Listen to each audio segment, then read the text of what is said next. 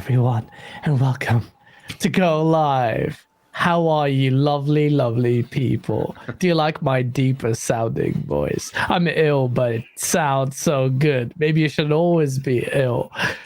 Just like this other man who looks ill. Asa, the co-host of GameOnDaily.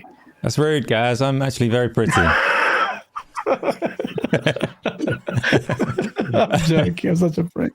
How are you, man? You know, I'm good. I have had an early start, so I probably do look like shit, and that's fine. I accept that. We can still talk some games and have a good time. New guest, so that's exciting. We can get a new game in history. You're not bad. You're not looking bad. You're looking good. You're looking good. I have to make up for being such a twat to you for no reason. But shout out everyone. Shout out to everyone. Chat. I see you guys. Pony Trash Talk. What are you talking about? That's actually a good idea, chat. The rap video should be the intro. Before we get on into the topics, look at this panel. Lovely big smiles. Apart from Lemon, who just woke up 2 minutes ago. Making his debut. Before we do that, GameOnDaily Zone, Hargate, Channy. How are you, bro? Yeah, well, a little tired. I've had a little bit of extra work week. We had a little incident that I had to deal with, so some days and nights of working. But other than that, good. Oh, no. Still played some games, still finished some games. So, yeah, Absolutely. Having fun. I've been in quite a few podcasts. For some reason, I seem to be on RDX all the time now, and I'm also on Boom's podcast. So. But you're good at RDX. I like listening to you on RDX. So yeah, well. You're doing the rounds. That's good. The village bicycle. No, wait. That's terrible. You're like, yeah. No, it was really good, man. And I'm glad to see you on RDX. Yeah. Also, shout out to Hoggy. And last but certainly not least, it's a man making his debut on To Go Live. 11, aka 108 Dragons. Yeah. How you doing, bro? Life is good, baby. First of all, thanks for having me. And, hopefully I impress these people and give them the information that they would like to hear. Listen, they just want to hear from you, man. It's not all about info. It's all about having a good time. So shout out to you, man. I'm so glad that you're here. Drinking. What are you drinking? Ginger ale. Raspberry ginger ale. That's a refined man. Through a container. I'm drinking green tea, so I can't really say much. Hopefully it doesn't go through my digestive system, because this is going to be a long show. We have a lot of topics to go through. Shout out to everyone in chat. Infinite Umbra, I see you. Kayasanti, I see you. Purple Tree Frog. Ham Solo, reply to your DMs, man. Do you not want to come on? Shout out to everyone. Ham is my dude. Yeah, shout out to Ham is too funny, man. I love being on your show. Shout out to 200 people watching already. Smash that like button. We have a lot to go through, and we'll have to speed through them today, because the first topic is one. The thumbnail was Dead Space. I think Dead Space is so good, and everyone's talking about it so much. It deserves a special mention. And I say that, I hope someone on this panel has played it. I'll start with Asa. Have you played Dead Space Remake? You know full well that no one on the panel has played it. This is like we were discussing this before the show started. No one has played Dead Space. I have I have Dead Space installed, so I'm a subscription twat, and I've got all of them. So I've got the EA subscription on the PC side of things. Nice. I have installed Dead Space. It is there and ready to play, but time has not been kind to me in many ways, so I haven't got it started yet. I do intend to. I probably will stream it in fantastic HDR quality. It'll be lovely, and I'm sure I'm going to enjoy it a lot. It's had massively positive feedback. I'm sure it's doing well for EA, based on reception, and social media. Word of mouth is a powerful thing. So. But no, Gaz, I think you might need to carry some of the weight on this one when you're telling us how good or bad this game is, or what makes it special to you. Well, let me just ask. I know other gents haven't played, but Lemon, talk to me, sir. You mentioned you have played all the Dead Space games. Yes. 1 to and 3. I haven't even played 3, or completed 2, which I need to. But why have you not played this? Just time?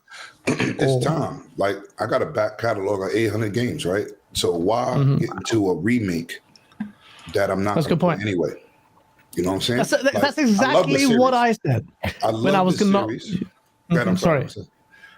No, you're the guest. I need to shut up. I need to stop doing that. Go for it. I love the series. It's an amazing series. But if you pay for Game Pass and EA Play as part of it, in 6 months, we're going to have it anyway. But I can't play the 10-hour trial. I can't do that, right? Because it comes built in with EA Play. So, I'll give it a run. But you have to. It's an EA game. Every game gets a 10-hour trial. Madden. Yep. Really? Everything. Yes. Oh, damn. That's pretty crazy. That's what EA Play, how they advertise it. You could get a 10-hour trial of everything, of our services. So, I could try it, but back catalog is crazy. BG I haven't even played High on Life. Okay. Well, then BG may be correct. Ham is screaming out, no, you can't, Lemon. You cannot do the trial. Wait. You got to. I played 10 hours of Madden apparently not this one. It. This one apparently is not there. BG says if you have a backlog of that many games, you don't have a hobby anymore. You have a job. It's just quit that backlog. It's true. Right. It's true. Game Pass ain't making it. Game Pass is not making it no better. We all got one problem with Game Pass, and that's a problem. It's called hard drive space. That's true. That's true. But maybe you have to cut it in there, get the quality games in there, because that's the only way. That's the only way. Shout out to Boba Fett Gaming. I see you in chat. Hoggeet, you have played 1 trillion games. Is this going to be one of them? Yeah, I mean, I'll give it a try. I did play a little bit of the original ones, but it just never seemed to hook me for some reason. So, but I'll give it a try. Why not? You scared you. You were scared. It's not really scared. It's at some point it has to be something I want to keep going with, and I don't know, for some reason it just never appealed to me. It's the same with Resident Evil. I played 4 quite a bit, didn't even finish that, and then every other one of them I get to a certain point and I'm like, eh. I don't know. There's something about those games that's just meh. Right? Again, I give them a try. I give pretty much everything a try, but and they're available. Dead Space 1, 2, and 3. We have them on Game Pass, right? The old ones. So I played a bit of 3 with Dealer, actually, co-op. We played a couple of levels. So it's okay. It was okay. That's it. It's just it was okay. 3 is the weakest of undoubtedly. But I'm getting distracted just by looking at the gameplay here of Dead Space. It's just such a good game, and I think it needs special mention because I was previously a little bit apathetic to remakes. I just want to get new experiences, but this one sets a new standard.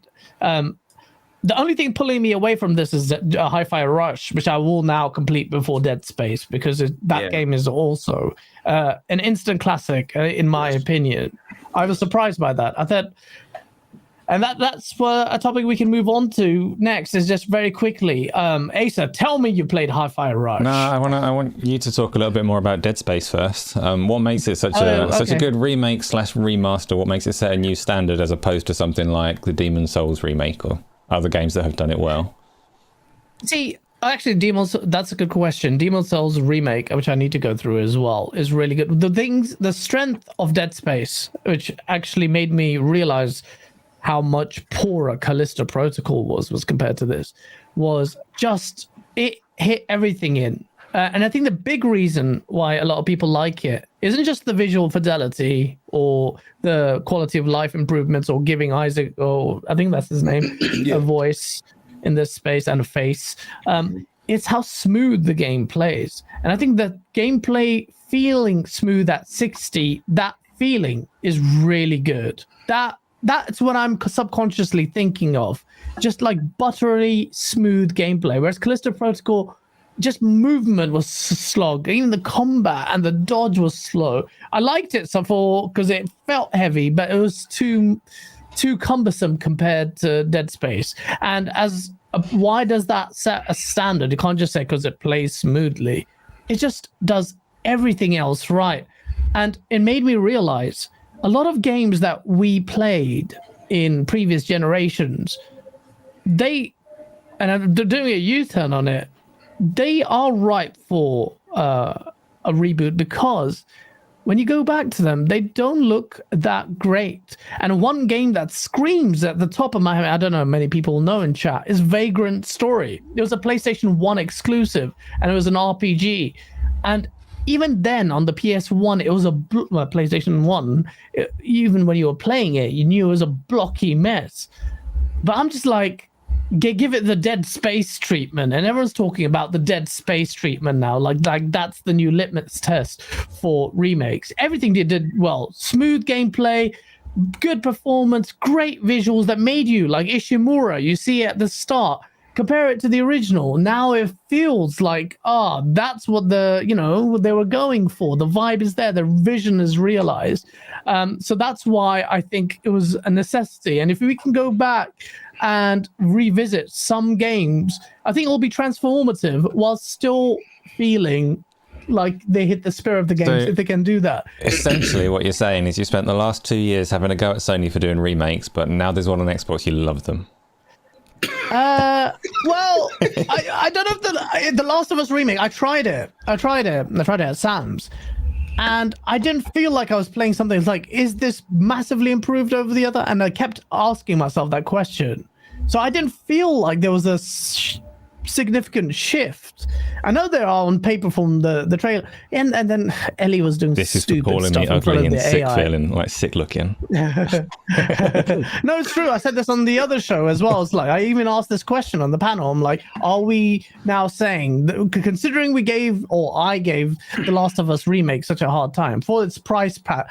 I mean, that also just shaved the multiplayer off, and I thought that's a bit of an egregious thing. You're taking modes away. You did a remaster, and you're now doing a remake. Whereas with Dead Space, it just feel like you're giving us more rather than less. Like so Resident it depends Evil on, right? like Resident Evil did, and Resident Evil is much bigger. It gave change, more story, new dialogue, right? It brought more to the table. I definitely bought that, and I bought Resident Evil 3 the same way because it added to the game. Last of Us, I'm a huge fan of the series, but the remake kept the same AI. They just gave it a facelift. So it's not really a remake. They say they updated the AI, but I don't feel terrible. like it. It's the same damn thing. It doesn't feel like different. No. It doesn't. No. It doesn't. Well, not transform, because the thing that breaks it is when Ellie just breakdancing in front of enemies they don't notice, or they smash into them. And it happened in my very brief playthrough. I'm like, well, that was my biggest complaint when I played it, and I loved it. But the game is so engrossing. When that happens, it does pull you away. It sounds like a nitpicking thing. It might be a personal thing. But, a lot of games do that, though, guys. Right? A lot of games where you have other players with you, they're just irrelevant. They don't get noticed, and they'll be standing right in the middle and running around. It doesn't matter. They get ignored. They get ignored. This is what I hate about single player games. There are no strides in AI. There's nothing. Considering how much AI is changing around us, everything. You can even mimic voices now. It's ridiculous. Check voice AI, facial AI, Mid-Journey that we used for the Halo video that I put out today. Well, the graphic designer, shout out to Jake. He's amazing. But then the obelisk in the background, I generated, but I gave it commands. It made it. It's amazing. So AI in games is woeful. Dead Space is slightly different because they're all creatures, so you don't have to have that problem. But loads of single player games do that. But yeah, Dead Space, great game. Great. I love it. I can't wait to finish it. Feel like it's just great. Contrast it to GoldenEye, which is pretty much the same game, which I 100% completed because I just loved getting into the nostalgia. But God, can you imagine if that actually got a proper remake treatment? There's so many good games. Done. Apparently, there already is one. It didn't age well, though. It didn't age well. Not the old one, no. No. But this other one. When I played it, I said, let me get back into this. Then I said, wow. Man, have times changed. Yeah, you don't want to talk about AI on that game. Oh boy. So that's Dead Space remake. I think it's a great game. Yeah, I still enjoyed it. I enjoyed it enough to 100% it. I enjoyed it. Yeah, I'm enjoying it, but the music carried me. If it wasn't for the music, I probably would have completed it. But to Asa's point, why is Last of Us remake not a good thing then, I guess. No, that wasn't my That's point. a good thing. Before we put that, because I specifically named dropped Demon Souls because I know that The Last of Us is a little more controversial for its recency, but yeah. Demon Souls was good, and they definitely didn't take out how hard it was. I can't beat it. I couldn't beat it back in the days, and I can't beat it today. It's a game that requires a lot of patience, but once you do it, then you might. But it like, looks nice. Looks very. It does look beautiful. That what are they called? The studio, Blue something. What are they called? Blue Point. Blue Point. Yeah, they're very, very talented. So can't wait to see what they do. And PlayStation has a whole slate of incredible IPs. Right? That's their next project. That was announced, I think, right? Was it Blue Point doing Silent Hill? I think that's who it is, that's right? Bloober Team. Bloober Team are doing Silent Hill. Blue Team. That's sorry. Blue Point are doing a new IP. I think it's not a remake. That's the one that did the Medium. Is that the one? Yeah, Bloober did that's the Medium. The Medium. I'm not ready for that. Wait, don't be too fast. They might smash it. It looks good in the trailers. It looks We'll see. good, We'll but see. we'll see. Luckily, the gameplay was pretty slow in the first game. But Very slow, but it was good. But you're right, though. That's a good point. Bloober Team really now have, and that's coming out this year. So the Silent Hill remake will be compared with the Dead Space remake. Is it coming out? Do we know that? It's announced for this year. Whether it'll actually make it this year, I don't know. They haven't given a specific. I'm looking at the video for PlayStation.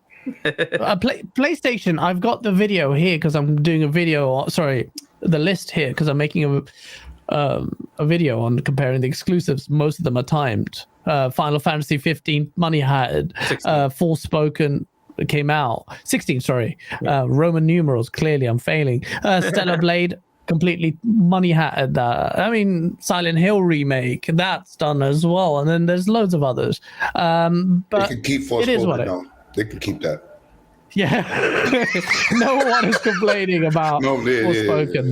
That can stay where it's at. That can stay where it's at. Keep that trophy. Yeah, no one is getting that 100% trophy for that one, or you really like it. Well, that's being a bit harsh. Some people will like it. They just have crap taste. Next topic. Hogwarts Legacy is coming out this Thursday. That's the big one. So much hype. Americans love Harry Potter more than English people. It is a fact. You heard it here. I've never seen so many people hyped about. We outgrew it years ago, but which I'm not having a go. I'm still intrigued to play the game, but I'm just like, and I read all the books. I read the third book twice. So I was in the Harry Potter universe. But Americans, you guys are full on the whole house move. I see it on social media. I'm Slytherin. I'm Gryffindor. I'm blah, blah, blah. Right. Asa loves that. No, he doesn't. But Asa, this game is getting a lot of hype. Obviously, you've heard of the controversies around it. One, will you buy it? I can guess the answer to that one. But second, no. Okay, carry on. Yeah. Second. And two, do you think the controversy surrounding it will impact its sales? So no, I'm definitely not going to buy it. I don't like the Harry Potter universe. I never have done, and everybody here that likes it, I don't like you either. Sorry. No, that's not true. I didn't mean it like that. Like, have your own taste. That's fine. But for me, it is not a well-written, well-constructed universe for any original story to be told in or anything like that. So I have no interest in Harry Potter whatsoever. In terms of, the controversy surrounding the game help or hinder its sales, realistically, they say like all publicity is good publicity. It is getting a hell of a lot of publicity, even carrying it beyond the Harry Potter name. So no, I think it's probably going to enhance its success. There are people like spite buying it. So no, I don't think it will hurt. It's impossible to know. You need to like visit a parallel universe and see one where there's none of this going on around it to really know the answer for sure. But it's certainly not hurting for sales from what we're seeing as the #1 selling game as a pre-order for this year across every platform that it's launching on. So yeah, and it's just going to be big. Like I can't avoid the hype for Harry Potter. This game could be and I hope it is, because a lot of people are really. It does look great, and maybe it might rekindle my hope. I applied for the press copy, maybe we never do, but I thought Asa can play it. Asa won't play it. Thanks for that. Are you, Lemon, a Hogwarts fan? Are you Hell yeah. fan? Hell oh to my the God, yeah. even Hell yeah. Lemon, what? I own all the movies. I read 2 of the books. Americans, I'm telling you. Yo, listen, I love that series. When they announced the game and then they finally show gameplay, I'm all in because I love that universe, man. Ace, I'm sorry. Yeah, bro. Asa. You should be. Sorry, you bro. should be. Yo, I am I'm super excited to get this game. Super excited. I don't care about the controversy. That's rich people with rich people problems. That's not so I'm buying the game.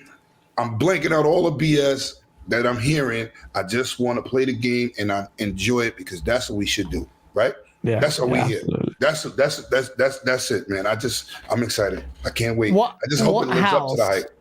What house Slytherin. are you? Slytherin. Oh yeah! Yes.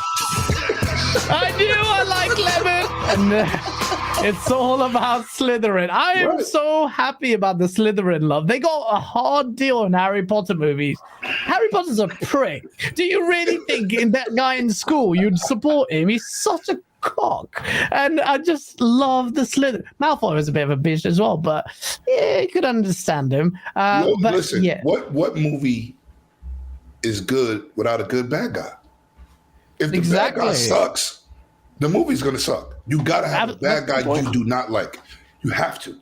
He gotta be threatening, he gotta be dangerous, he gotta be malicious, he gotta be vicious.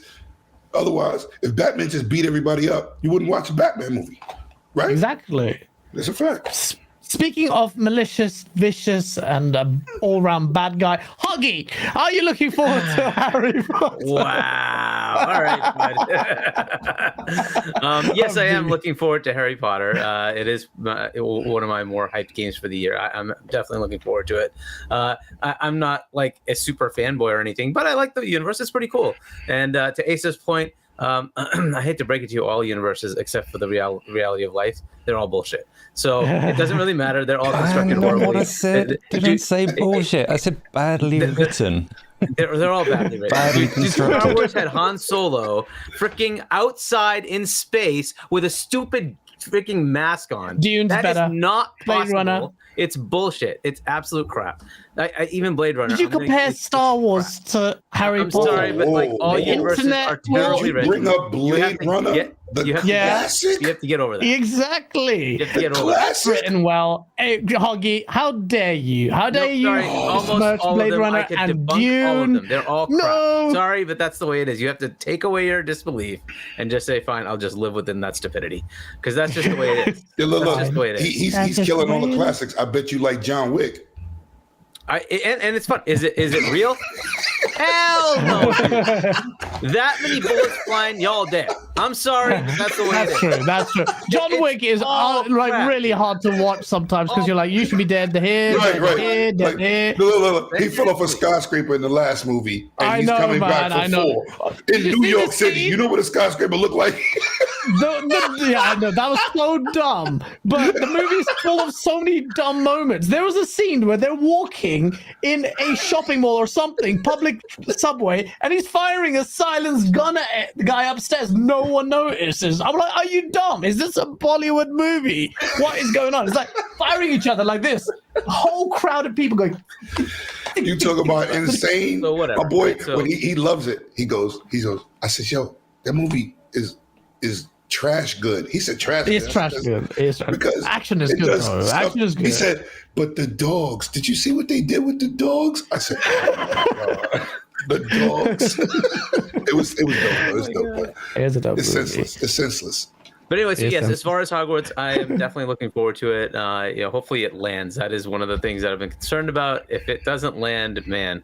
And I don't know if you have this as a topic, but like the sales for this versus God of War, I'm kind of interested in our takes on that because I think this is going to way outdo it. And I actually have concerns about God of War. But anyways, we'll see. Okay, actually, we can't drop that and move on. I need to know this. Do you have concerns for God of War's sale? I thought that just announced sold 11 million sales. That's pathetic. That's pathetic. You Think think about this. pathetic? Cyberpunk, before it launched, had 13 million sales. But that's before a multiplayer. I don't care. Dude, God of War had no competition in the fall, right? What was the big S-tier game? That's it. That was the only one. And they have 150 million players out there with freaking consoles, and it sold like what 7-8 million plus the consoles that had it bundled in. Right? This universe is also badly written, apparently. but I don't understand how that is. I was expecting to hear 15 to 20. I'm very surprised. Four more million and it would have been okay, but 11 million across. I don't know, man. I think that was a pretty mad. How much did Forza Horizon have for players within a month? Players is different. You call it whatever you want. That's how many people bothered to play that game. That's on PC as well. Right? That game did not sell well. Because that is God of War. I was expecting it to be at Last of Us. Last of Us sold better. Last of Us 2. The controversy. People like, I don't even want to buy this game. It's like a 6 or whatever, 5 on Meta for user score. Last of Us 2 sold better than God of War? It had like 13 million in like 2 weeks. Really? I'm going to tell you this. I'm confused as to how this game has not sold that well. I just don't get it. Go on, Lemon. Go on, Lemon. First of all, I'm a God of War. Yep. Fair enough. Oh, shit. He's got the hammer there. There is not 11 million of us. It is not 11 million of us. It's about 7 million. Pack-ins, baby. N64. I agree. I N64. agree. Listen, the game sold 5.1 million copies, right? Initially. They count system sales and pack-ins as a you mean bundles? Sale. Yeah. Bundles. That's what I'm it's talking not about. A bundle. It's you have to buy the PS5. It's in there. It's in there, right? Box. You've paid the $549. $549. For the vast majority of sales. I'm gonna tell you, this is the truth. I'm gonna tell you who started this whole packing games as a sale. BG says Nintendo 64 with Mario 64. I'm gonna tell you another time they did it. You think 100 million people bought Wii Sports? No, they bought the Wii. Exactly. And a lot they of them came with it. I don't know about that, guys. Bro, like, I'm telling you. Even Benji Sales came on social media. Like, when he announced the figures, he also literally in the second thread, because before you don't even say it, the bundles didn't count year for PlayStation, their own games did not sell well. I'm telling you, it does. Do you remember the statement when the head of PlayStation at the time was like, "Oh, Uncharted sold better than Halo, whatever," and Phil Spencer addressed that. Do you remember that statement when he said it sold 8 million for the holiday season and it was a bundle? Phil Spencer said, "You packed that game in. Nobody wanted to buy that game." Pretty much that's what he said. And I'm gonna give you another fact. My people at GameStop, right? DMs. They got so many trades of Uncharted back that they took it out the system for trade-in value. It dropped down to 50 cents. One and done. Yes. And people, I'm telling you, they count it because that's what he was regurgitating, the numbers from. If you pack it in a console, you got to count the sale game. That's Nintendo started this whole revolution. And look, Uncharted was BG a new says IP. The Last of Us 2 took 2 years to sell 10 million, Hoggy. Last of Us 2? Yeah. No, it's definitely higher than that. A very quick Google says that it said 4 million in 3 days, which is a long way off of 11 million in whatever God of War did. God of War did 5.1. I could believe that.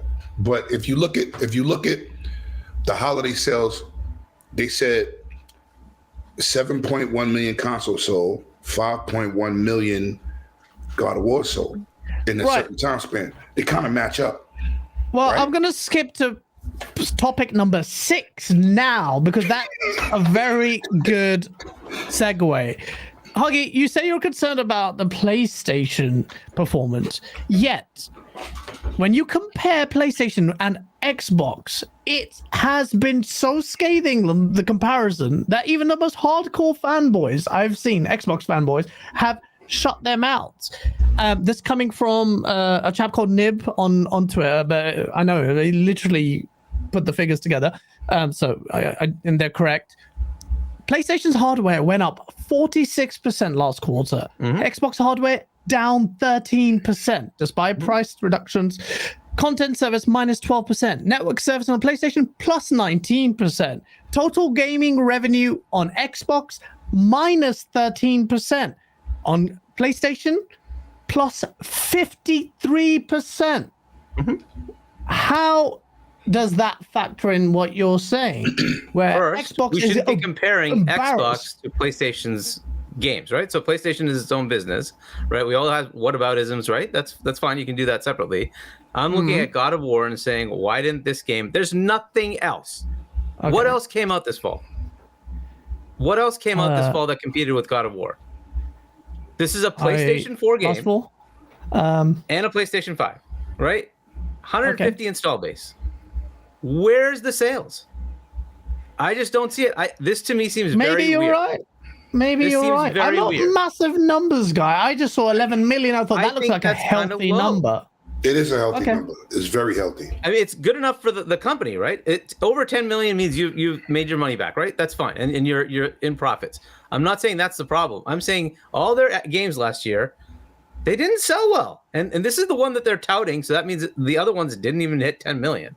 But they are plus 53 on gaming revenue. So what are you alluding to? Do you think there's remember, most of the revenue doesn't come from their games, and they've said that themselves, right? Their game revenue comes from Call of Duty. It comes from multiplayer, from microtransactions, right? They've already stated all that, right? We got that from CMA disclosures, FTC disclosures, all that crap, right?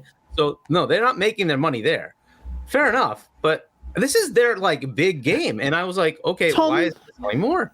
Right, so either Tom 909 did say is the fastest selling, and I remember that PlayStation exclusive of all time. Yes, but again, it also was bundled, right? And there's 7 million new console sales over the holiday, right? And that's an insane amount of console sales, right?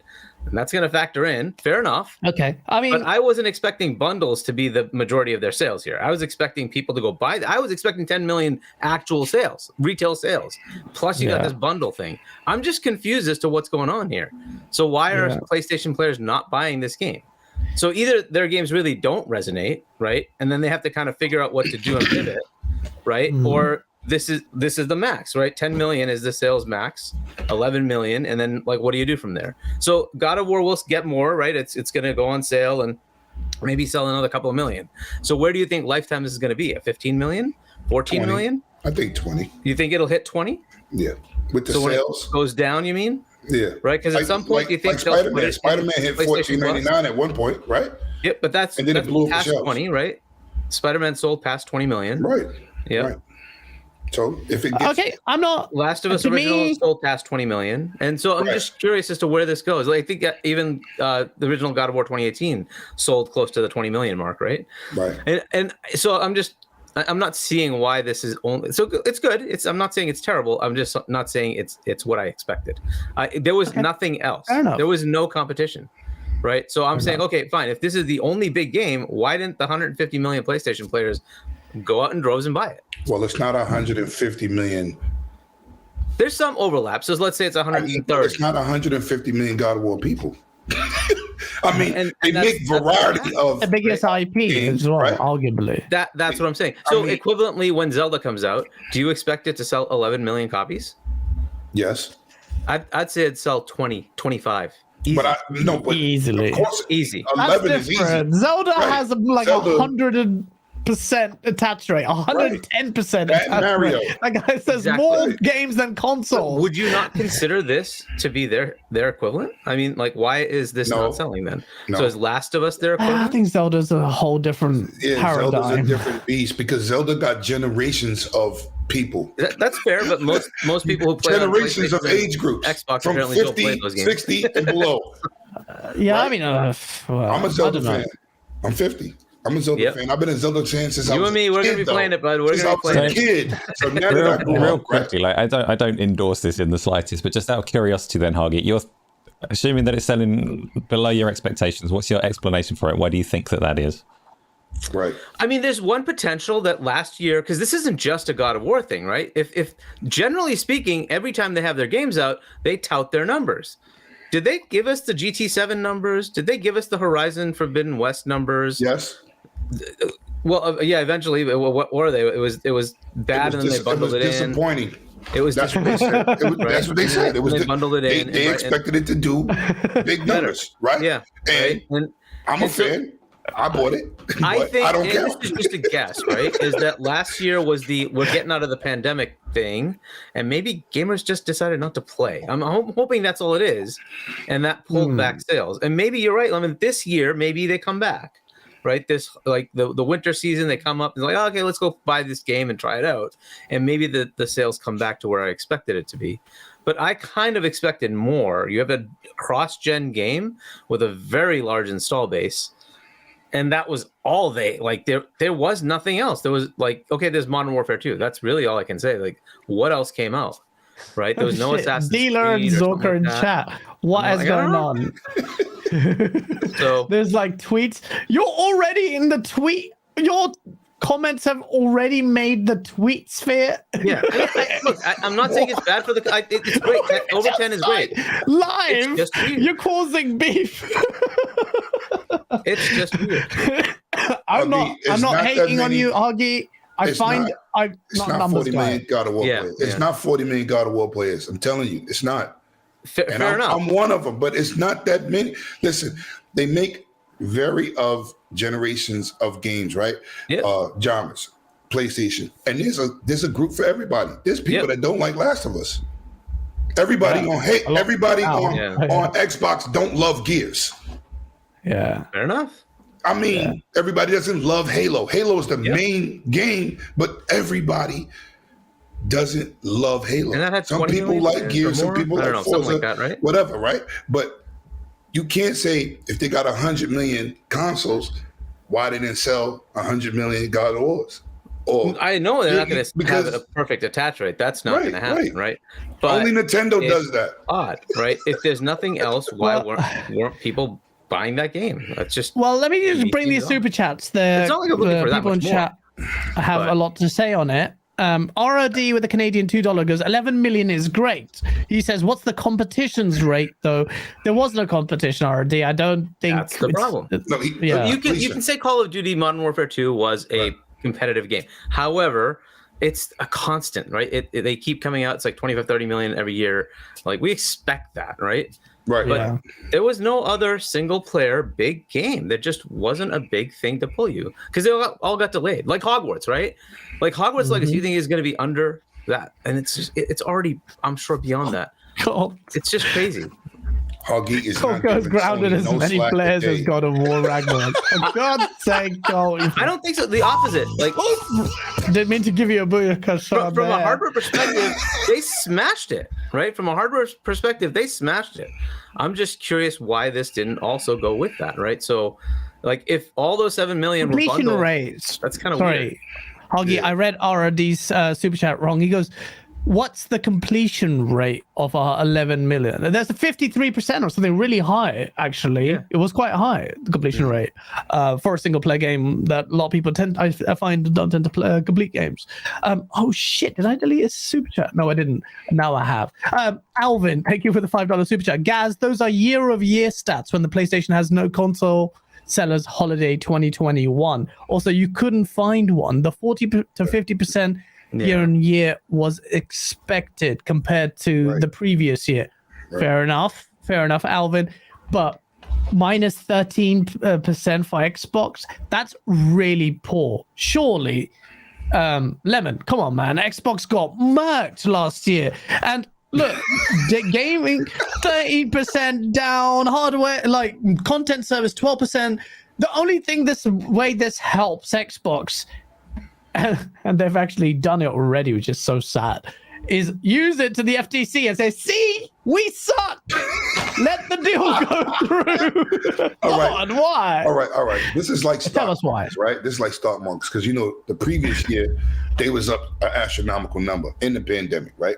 They did all these great things. It's really comparing that year to last year. Now, they've had consoles in stores more than PlayStation, right? It has to balance itself. This is the balance. They're not going to have a negative this year. They can't. You have to say they did numbers in a situation where Sony didn't have systems. So, of course, their thing is going to be up because they have more available systems. Xbox has systems, people bought them, and they was doing tremendously well when Sony wasn't. Now it's a switch, right? They're not going to keep selling at that rate, right? It's like somebody going on a winning streak. You go 15-0, and eventually you take a loss. Now you start over again. Same thing. It's no big deal.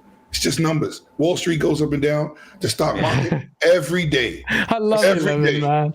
Every day. That's good energy. It's going to stay this way, though. I think PlayStation's always going to be outselling. Look, this is why I don't watch those numbers. Still likes PlayStation. That's just the way they still making money, right?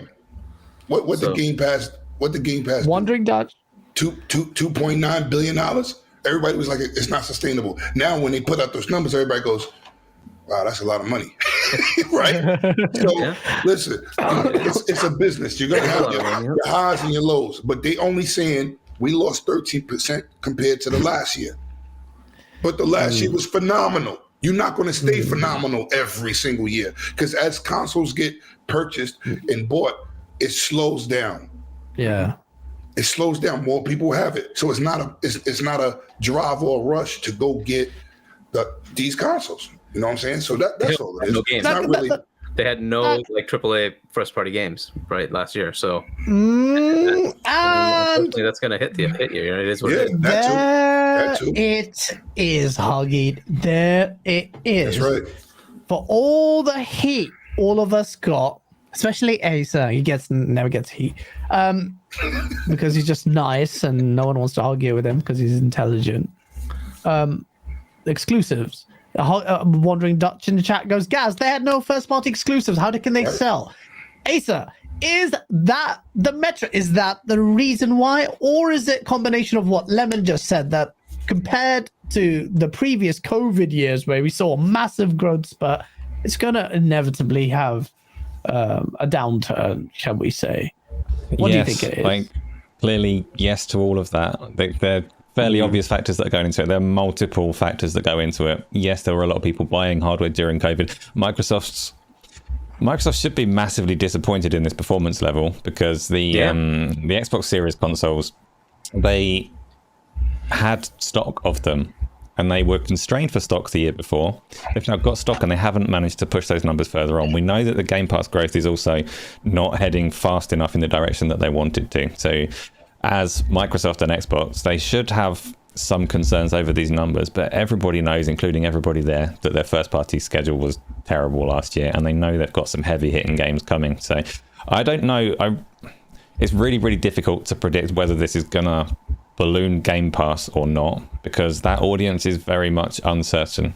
We don't know what the appetite for a subscription service is relative to people saying, I really want Starfield, I'm going to buy that one game. So that's a difficult thing. And either way for Microsoft, it is money.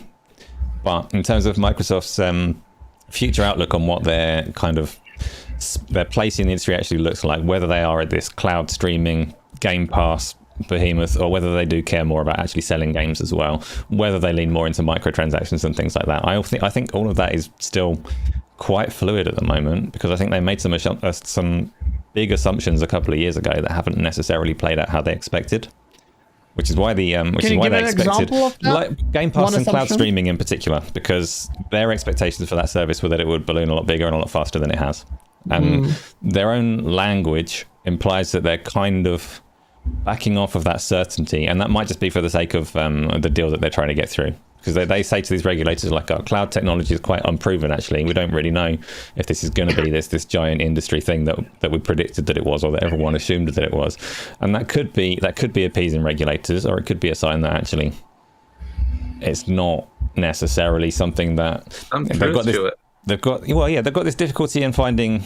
Yes, you've got the technology. Yes, you can deliver it to these theoretical 4 billion gamers. But what kind of content do these 4 billion gamers want? How many people actually want to play a God of War, a Halo, like a core gaming experience? And can you use that technology to bring other kinds of games to those users?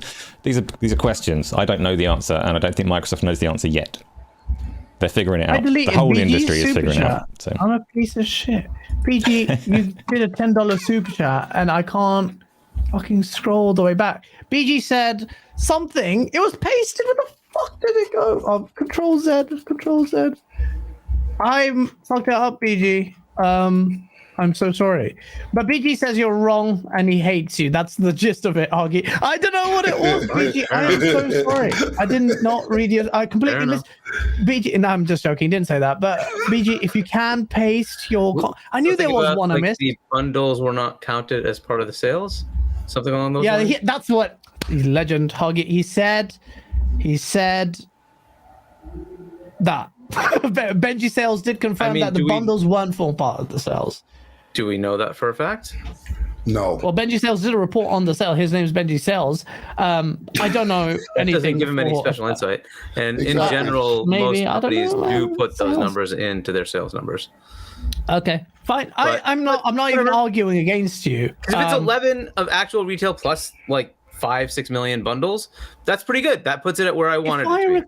If I recall correctly, Benji Sales didn't actually say it didn't count. He actually said something on the lines of, "It didn't make a massive difference." Yeah, it wasn't as big. But when you have 7 million consoles sold, and say 4 of those were bundles, 5 of those were bundles, I've got the tweet. That's half of it. He goes, legitimately laughing my ass off at the people saying that it's primarily driven by bundles. Spoiler alert, it's not. The majority of all of Ragnarok copies sold have been standalone. Bundles definitely don't hurt though. Yeah. I don't know where he's quantifying that. So he surely didn't say it didn't count. Yeah, he's not saying. He literally says bundles don't hurt, which means they do make a difference. So they are. I don't know the number. Okay. So yeah, and I'm sure bundles will make a big difference. I'd find it. A lot of people did buy the God of War bundle. Yeah, exactly. Around the corner from my house only has God of War bundles. Yeah, and they don't even have the digital system.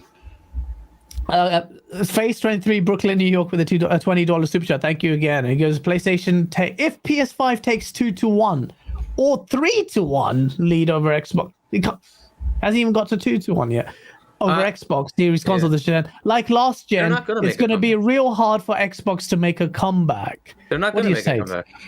They're not going to make a comeback. Look, I'd be happy if they even passed what they did last time. If they get to 60, 70, 80 million consoles, that's a win for them. They're not going to reach PlayStation. Right. That's not going to happen. PlayStation's going to go above 100. It's guaranteed. They're going to go above 100. Right. Do you think they're going to get 2-1 though? 2-1? It's possible. There's more players out there now. There's more PlayStation players. If you look at PS2, it's just what it is, right? Yeah. So Lemon, if it's 2-1 again this gen after all of Xbox's goodwill, and it's still 2-1, which was as bad as the horrendous last gen, that's Xbox is always relegated to be squarely third. That's quite. Listen, but third, US, being third is not a bad spot, right? Because the magical number for a successful console is 50 million. It's not PlayStation's 100. Yeah, that's just an astronomical number. The market you want to hit to have a successful console is 50 for everybody.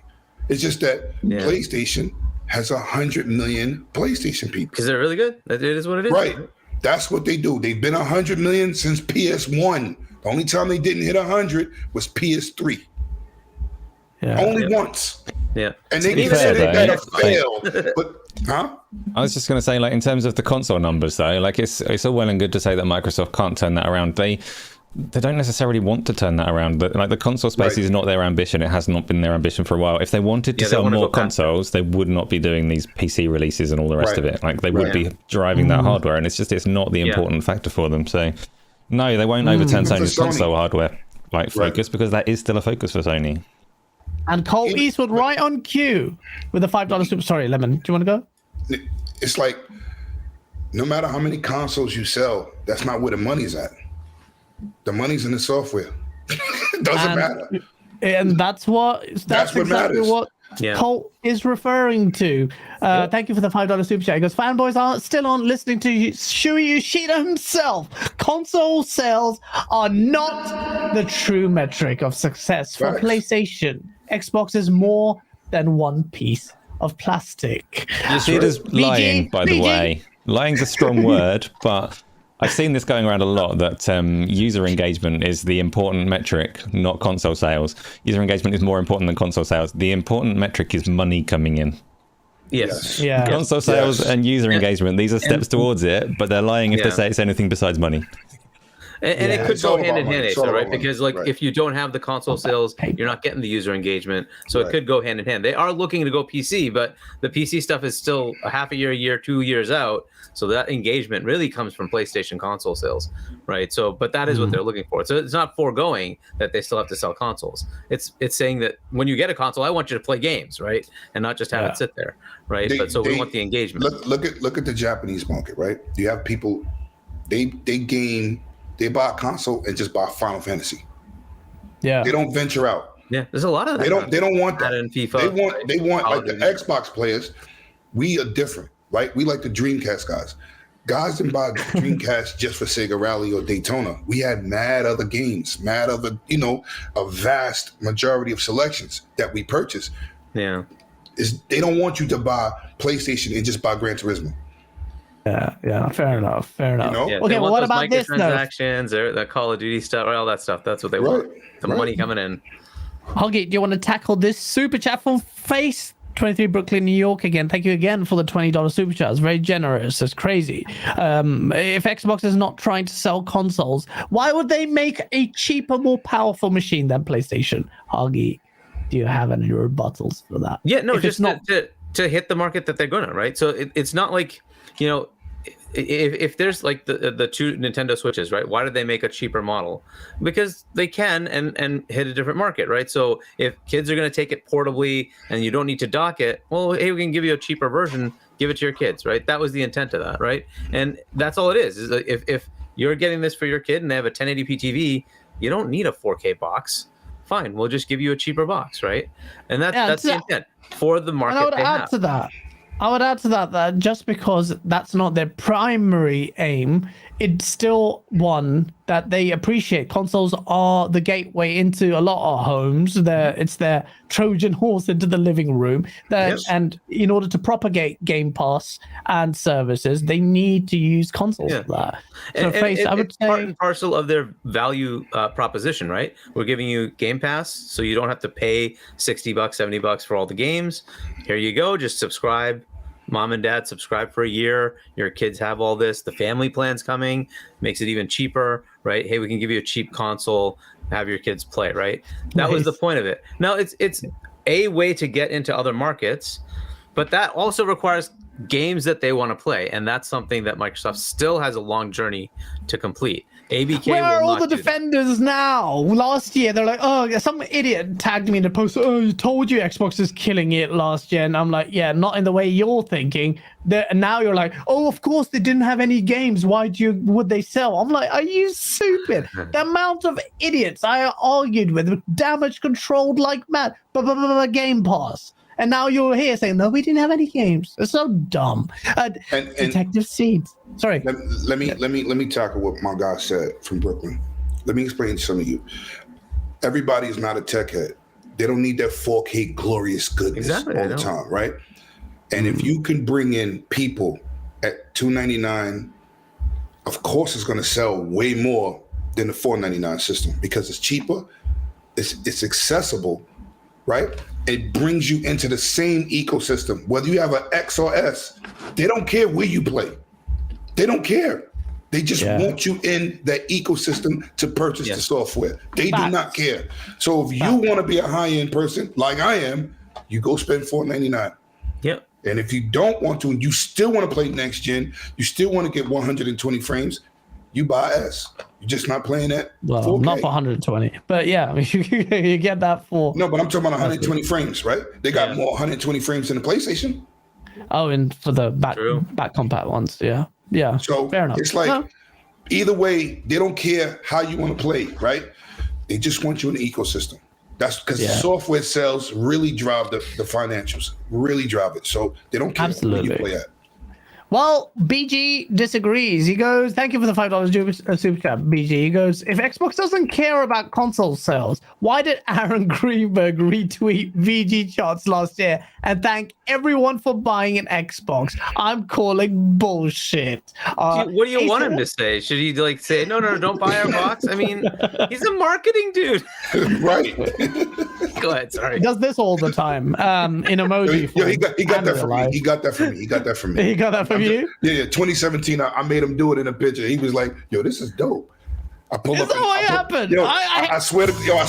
Oh, sorry, I pulled up in front of the Microsoft store blasting X gonna give it to you. And everybody was like, who's this guy? I got up and started interviewing everybody. And him and Phil walked over and talked to me for a good time. I liked you, Lemon, until you just told me you created that. I created that. Yo, listen, when everybody was posting, when the Activision deal, and they kept showing like crash with this, I posted the video. I posted the picture with me and Aaron in 2017 midnight launch Xbox One X like this. Oh, yes. man. Yes. Shout out to 430 people watching the chat. Smash that like button. And we just found out Lemon created that silly thing. Yeah. Shout out for y'all following me. You deserve it, man. You deserve it. Seriously, I love your energy. Yeah. Detective Seeds, thank you so much for the $20 super chats with a very nice message. That's very generous of you, man. He goes, hey, guys, just want to show some love out here. Hope you guys are having a great weekend. We are. And we haven't barely touched the topics. Black Ronin, thanks so much. I blame it, Huggy, for that. It's a good chat, though. Thank you. With the $5 super chat. Imagine when ABK is under Microsoft and now mobile users and microtransaction sales are factored in from Game Pass games and traditional mobile games. If it goes through, Microsoft will do some handy maneuvering there. Asa, you always talk about how Xbox decides to present its numbers. You can see them conflating the mobile numbers somehow with general engagement and sales and revenue. Should they be I doing try that? not to talk about any kind of sales numbers and revenue numbers at all because it makes my brain ooze out of my ear a little bit. Yeah. But yeah, when people talk about like Game Pass's sustainability and profitability and all of those numbers, then I'll mention that you can definitely shift some things around and make things. You can present the front that you want to when you're working in an organization that size, and of course they do to an extent. But what was the question and why was it interesting? It was interesting because I just think if the deal does go through, Xbox will finesse those numbers. I mean, it's immediately like they can go from this year to next, and they can post their fiscal results and say our revenue in the gaming division is up like 400% now because we're including this other company that we just bought. So yeah, of course they can. Yeah, they will, and they will. Speaking of strategies, one of the things you mentioned earlier, Asa, is that some of the strategies aren't working. But one of the strategies Microsoft was commended for being at the forefront of or pushing, well, the games as a service model, at least in the console space, PlayStation have typically suffered as a result. And at the start of this generation, Jim Ryan, whatever you call him, did announce much to the chagrin, or is that how you pronounce it? Chagrin? I always read it. Chagrin? I don't know. Of PlayStation fans like Blaze 4K, who now plays on PC but pretends to be a PlayStation guy. Shout out to Blaze. He plays on everything. Don't come at me, Blaze. I was just joking. He goes, Jim Ryan said, look, they're working on 10 games as a service. That's their focal point. That's where the money is. And yet we find out several GAAS games are shutting down, including Crossfire X, Back 4 Blood is shut, Marvel's Avengers, Rumbleverse. These aren't inconsequential games. Even Apex Legends Mobile, which is, okay, Battlefield Mobile, Echo VR, even VR is not safe from the GAAS curse. I created that now. Knockout City. It was such a good game at the time that I played. I was going to make a video on it. So this is a great game, which it is, but shut down. Crime site Dragon Quest: The Adventure of Dai, a hero's bond. I don't know what that is, but what does that mean, Asa? GAAS games are such a short I find this is a really interesting topic because I was talking earlier about how Microsoft are trying to figure out the industry, like what the audience is and what kind of games they want to play, how they access them. the whole gaming industry for quite a number of years now has been chasing really hard, particularly the free-to-play model. So microtransactions, games as a service, and particularly free-to-play. So tearing down all the barriers of entry and getting as many people into your game as possible, putting in these horrible little compulsion loops to make them come back every day, whether they want to or not, and then just trying to milk them for money like the whole time that they're in that game. Just take those little bits and pieces. And I've hated that model forever, and I still hate that model. And I'm not celebrating that these particular games have fallen apart. There's some like talented devs behind them. Like you said, some of those games are really good. Echo Arena, believe it or not, the VR one has a really dedicated following. It is a good game, and that's not really it's not an example in the same kind of vein as Rumbleverse and Knockout City and all of those things. But it's I hope that, because we've also seen Ubisoft cancelled a bunch of projects, and there was big rumors that a lot of them were free to play GAAS games as well. I hope that the industry is waking up to the fact that it just cannot sustain that many of these games, because they rely on monopolizing a person's time. They rely on loops that bring someone in all over the place. They rely on these kids that will play Roblox and Fortnite and nothing else, and there's just not room for more games like that to thrive. And I'm a fan of games that have a service component in terms of you give me a good online experience and you keep delivering content to it. I'm a big fan of that. But yeah, the industry is shifting in a positive direction as far as I can tell, in terms of it recognizing that it can't sustain that many GAAS games.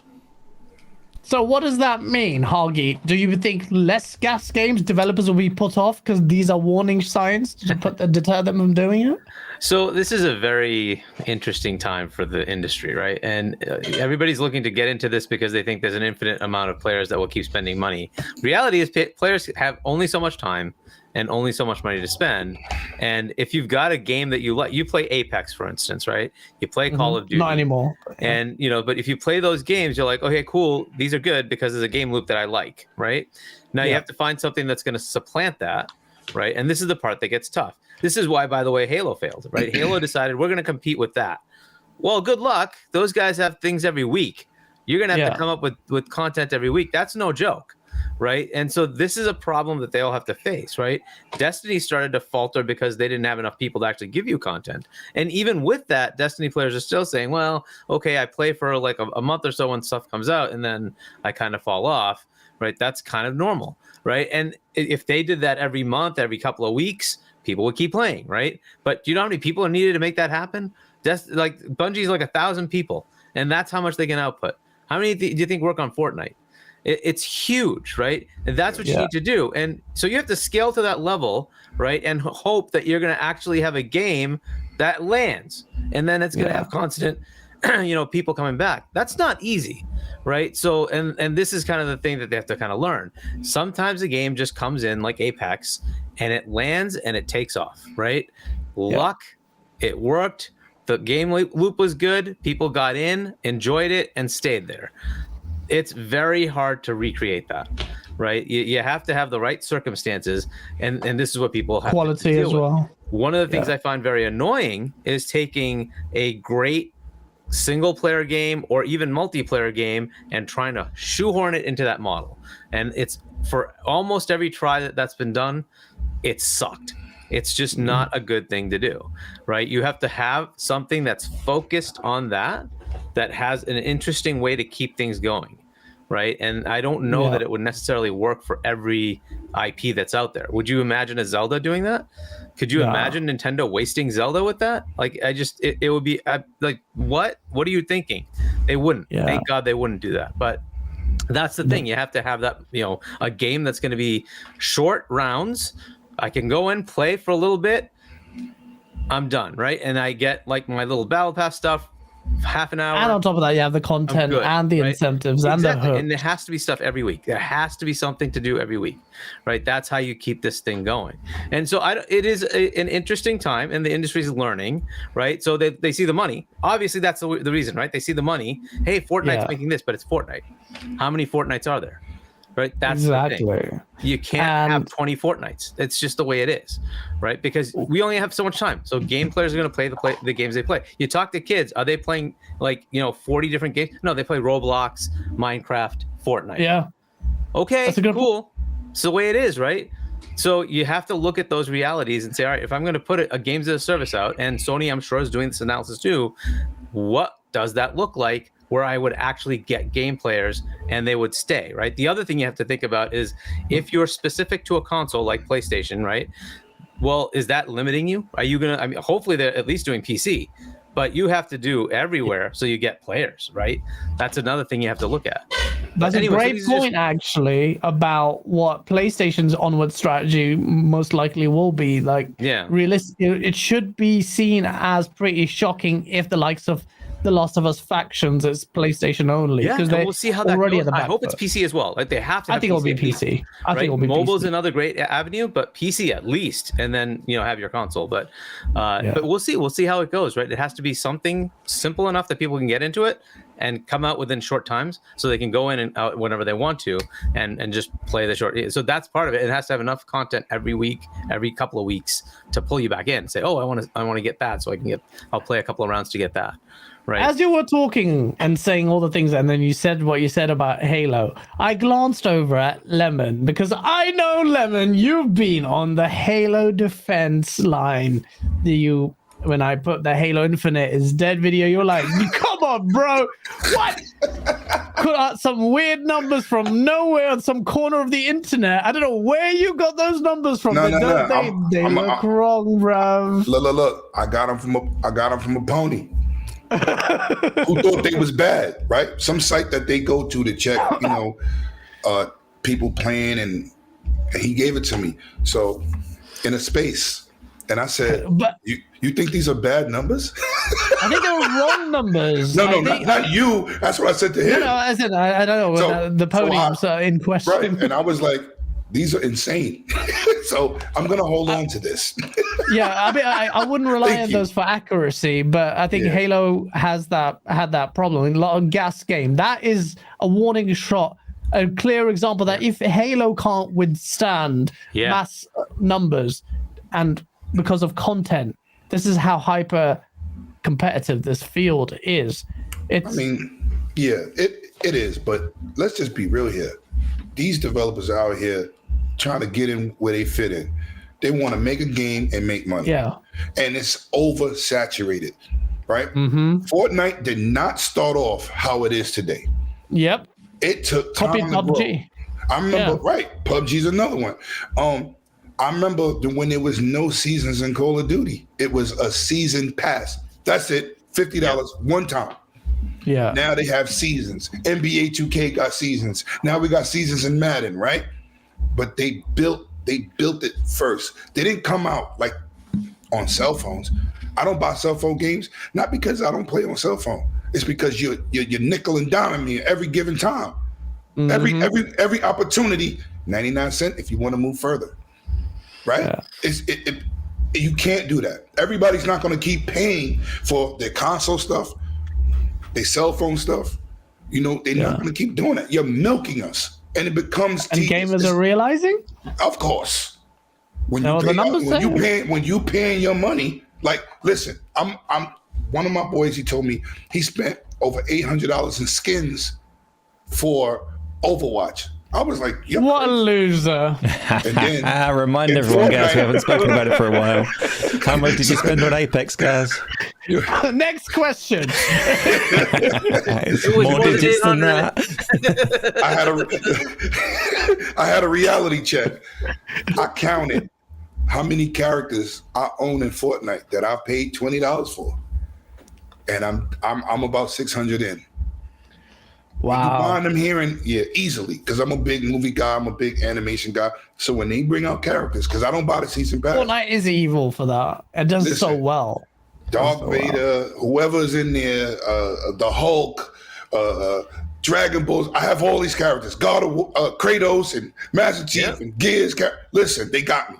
So now I looked at my man, who's he's a DM at GameStop, and I said, I'm guilty.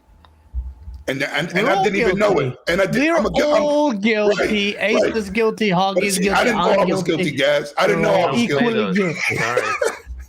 Equally guilty. Yeah, so I mean, BG's right. 600 isn't bad for how long Fortnite's been out. So at least that's good. At least also you don't regret it. I spent way too much on Apex. We can't even see your stuff. And like it's in first person. It's bad. Fortnite does it well though. Does it incredibly well. Yes. That's the peak. They have concerts and listen, I get it. Travis it's bad when you got two grown men. King will call me. King David will call me and say, yo, this character's out. Go get him. I'm running home just to buy a character in Fortnite. But see, that's how this works. It's bad. That's how this works, right? The want is there because they're putting out content that you want, and they're putting it out very frequently, right? So, and then you're like, I gotta get it, But look, there's another thing that's happening here is the governments are realizing it, right? So the FTC just went after Fortnite and fined them $500 million, right? Because they made it too easy to go do those transactions. Oh yeah, gambling and like addiction. Sorry, more. The other side of it, like you had with loot boxes, that is another whole area of concern, right? But we'll see how that goes. That could dampen it a bit as well. But we'll see, right? But this is an interesting area, and I don't know that it's going to be very easy for all these 10 games that PlayStation's making, or equivalently Microsoft, right? Sea of Thieves worked out, but the others, I mean, Halo couldn't do it. Exactly. And right? It's not easy. That's a warning shot to the industry and developers, and I think it is. And Asa was barely containing his smile as he said, I don't want these talented devs to, but he's like, yes. And I'm with him. I'm with you there, Asa, in that it's market correction because they were. When I say that, though, like you have to remember, like these games being free-to-play games and being what they are is not a developer decision; it's a publisher decision. So the developers are still, like, by and large, passionate people trying their best to make a really good game. So my lack of sympathy is for the people at the top that have made that decision to take that nickel and dime model. And myself, when I said that I hate service games, I literally, if I start a game and it says, here's your daily login reward, I back right out. I'm not interested in that game at that point. Like, it's shown me from the off, front and center, middle of the page, like we are trying to manipulate your time. No. So this is why I'm slightly celebrating, because I'm glad that kind of thing might diminish and might become less the norm. And maybe I'll get to play games because I want to play them, not because there's a daily login reward. Quake did that. Disgusting. Quake daily login reward. Horrible. So do you think this is what the lesson is that Microsoft's taking for Halo, or do you think they're going to continue that path? Well, with Halo, I think that's a good question there, Hoggy. And we'll go into the Halo next, but before we do that, and I'll keep that question in mind, there's a super chat directed at you, and I think you want to tackle that. Guy called Crying. Thank you for the £10 super chat. He goes, playing down Sony's Q3 revenue and God of War success. That's not true. Let me read the whole thing. Then making excuses for Xbox and changing the metrics makes you look like a fanboy. Xbox needs to step up quick, and Sony is killing it. Facts. 100%. He's right. And I said that. The fanboy lines at the end there. Sony's killing it. You sound like a fanboy. What are you doing, Crying? What are you doing? You're killing your argument. I said that. I said that Sony is killing it. Their hardware sales are through the roof. It's fantastic. They are absolutely killing it. They're absolutely killing it. And I expect that to continue, just like it did in the last gen, right? They sort of, first couple of years were kind of neck and neck, and then it just took off. PlayStation took off. And Xbox kind of petered out, right? And that's kind of where they are. And that's, so they're like 22, 23, whatever million. They'll double that over the life of the console. I hope it goes beyond that, but I see, PlayStation is absolutely going to hit over 100. I can't imagine it not happening. So they're killing it. Depends on how long the gen is, which I reckon will be a long gen. Yeah, VR like hitting over 100 though. Oh! Either, right? So I don't necessarily count that. Unfortunately, Asa, I don't know if it's going to sell that well. Of course not. Well, I don't know. There's so many good tangents to a lot of the topics because we have so many. Danny Passion Official has GAAS a secret pony. Shut the and I was going to say VR. Lemon, you actually reminded me. So Bloomberg, they're not impervious to making wrong decisions, like hiring Jason Schreier. I'm just kidding. Is they actually came out with an article which said Sony slashes its PSVR 2 headset output after pre-orders disappoint, and then Sony said no, that's not true. So there's this question mark surrounding PlayStation VR, but very quickly we're going to talk about this topic. just for Acer. It's Acer charity time. PSVR 2. I will say Ryan McCaffrey from IGN and a lot of people have been reviewing Gran Turismo and PSVR 2, and I want it now because God, VR and Gran Turismo, the way these guys were hyping it up, I don't know. Maybe they can. IGN, but he looked. I'm trying not to insult the man, and there's no reason to, because I know the whole like big guys are all IGN ignorant, blah blah blah. That's not true. That guy was obviously, he talked about owning a DeLorean and played it, and it felt like he was in DeLorean. The VR experience is what I'm trying to say was brilliant. Acer, will you do an honest, no BS review of PSVR 2 and Forza GT? Acer, PSVR 2. It might be a big deal despite the fact that it's niche. And my question to you is, does the niche market factor matter in the success of it? That's a weird question. Of course it does. If it's niche, it's not massively successful in the meantime. I had a fair discussion on what hope Sony have in that sense on Thursday. In that development for VR games is difficult because the VR sphere is not going to support AAA games, but that's what the audience wants. And Sony have said a long time ago that their kind of plan to address that is to kind of work as add it as a factor in the games that they are making, which is their best hope of doing it. So if they are working on like the next Last of Us and they are considering VR as they go and they start bringing it to their major games, then this thing will grow over time and have some legs. I'm going to go over the two things that you said there. First one, the Bloomberg article. That was a shame to see. I think the guy reporting on it was commenting on a reduction of speculative numbers that he himself had reported.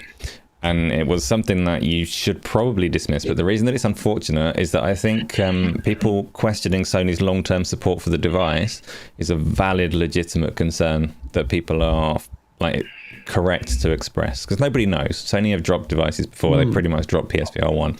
So this is like a cloud that rightly hangs over the device, and it doesn't need someone making something up because their friend in a coffee shop made up some numbers, that was unfortunate because that spread all over the place and got reported as like this is a disaster. People should probably think twice about getting this device because it's all falling apart.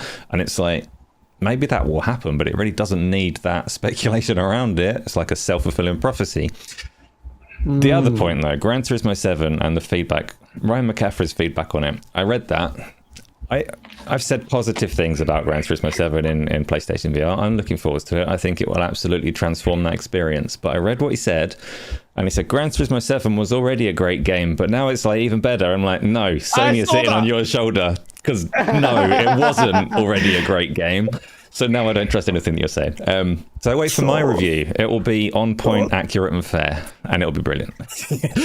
It will be brilliant. It will be brilliant because I trust you, Ace. That's why I asked you about PSVR 2. Ryan McCaffrey, when he did say it's already, well, he didn't need to say that. That basically is just wanking off PlayStation guys as he says that. Say, hey, I'm not, and that's why. And I'm like, that's where I'm like, Ace of time. I need to listen to it. But I will say, I want VR on Xbox. Forza needs VR. Ace, I was going to ask you this question. Why? And Colt was raising this question as well. Why can't Xboxes use third-party peripherals or Lenovo? They're in the VR space and PC tentatively half-stepping. I don't know what it is. Why can't they just get third-party support? Not invest in R&D and build their own bespoke device? I don't get it.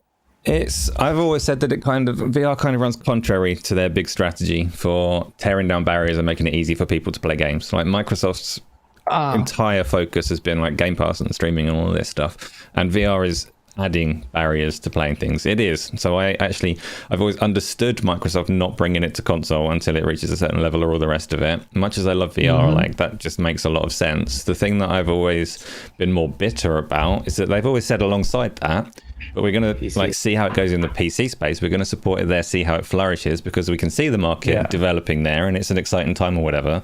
And then they don't put freaking Forza on it. Like, they're actively hampering development. They buy the developers that do make VR games and say, you're not doing those anymore. Like, fine, don't make it a big focus of the Xbox brand, because that's not what your fans want, and that's not in line with your strategy. But you're Microsoft. You do have some responsibility to put some money into emerging technology. Like you do. You're Microsoft. You are a big tech leader. And they just don't do it. Yeah, absolutely. I hit the nail on the head there. Danny Passion Official with the message twice because he's so nice. He goes, guys, I was kidding. Everyone knows you're a secret agent. I mean, you, Danny. You had to do it twice. I'm not reading it twice because it's the same message, but you're wrong. Or maybe you're right.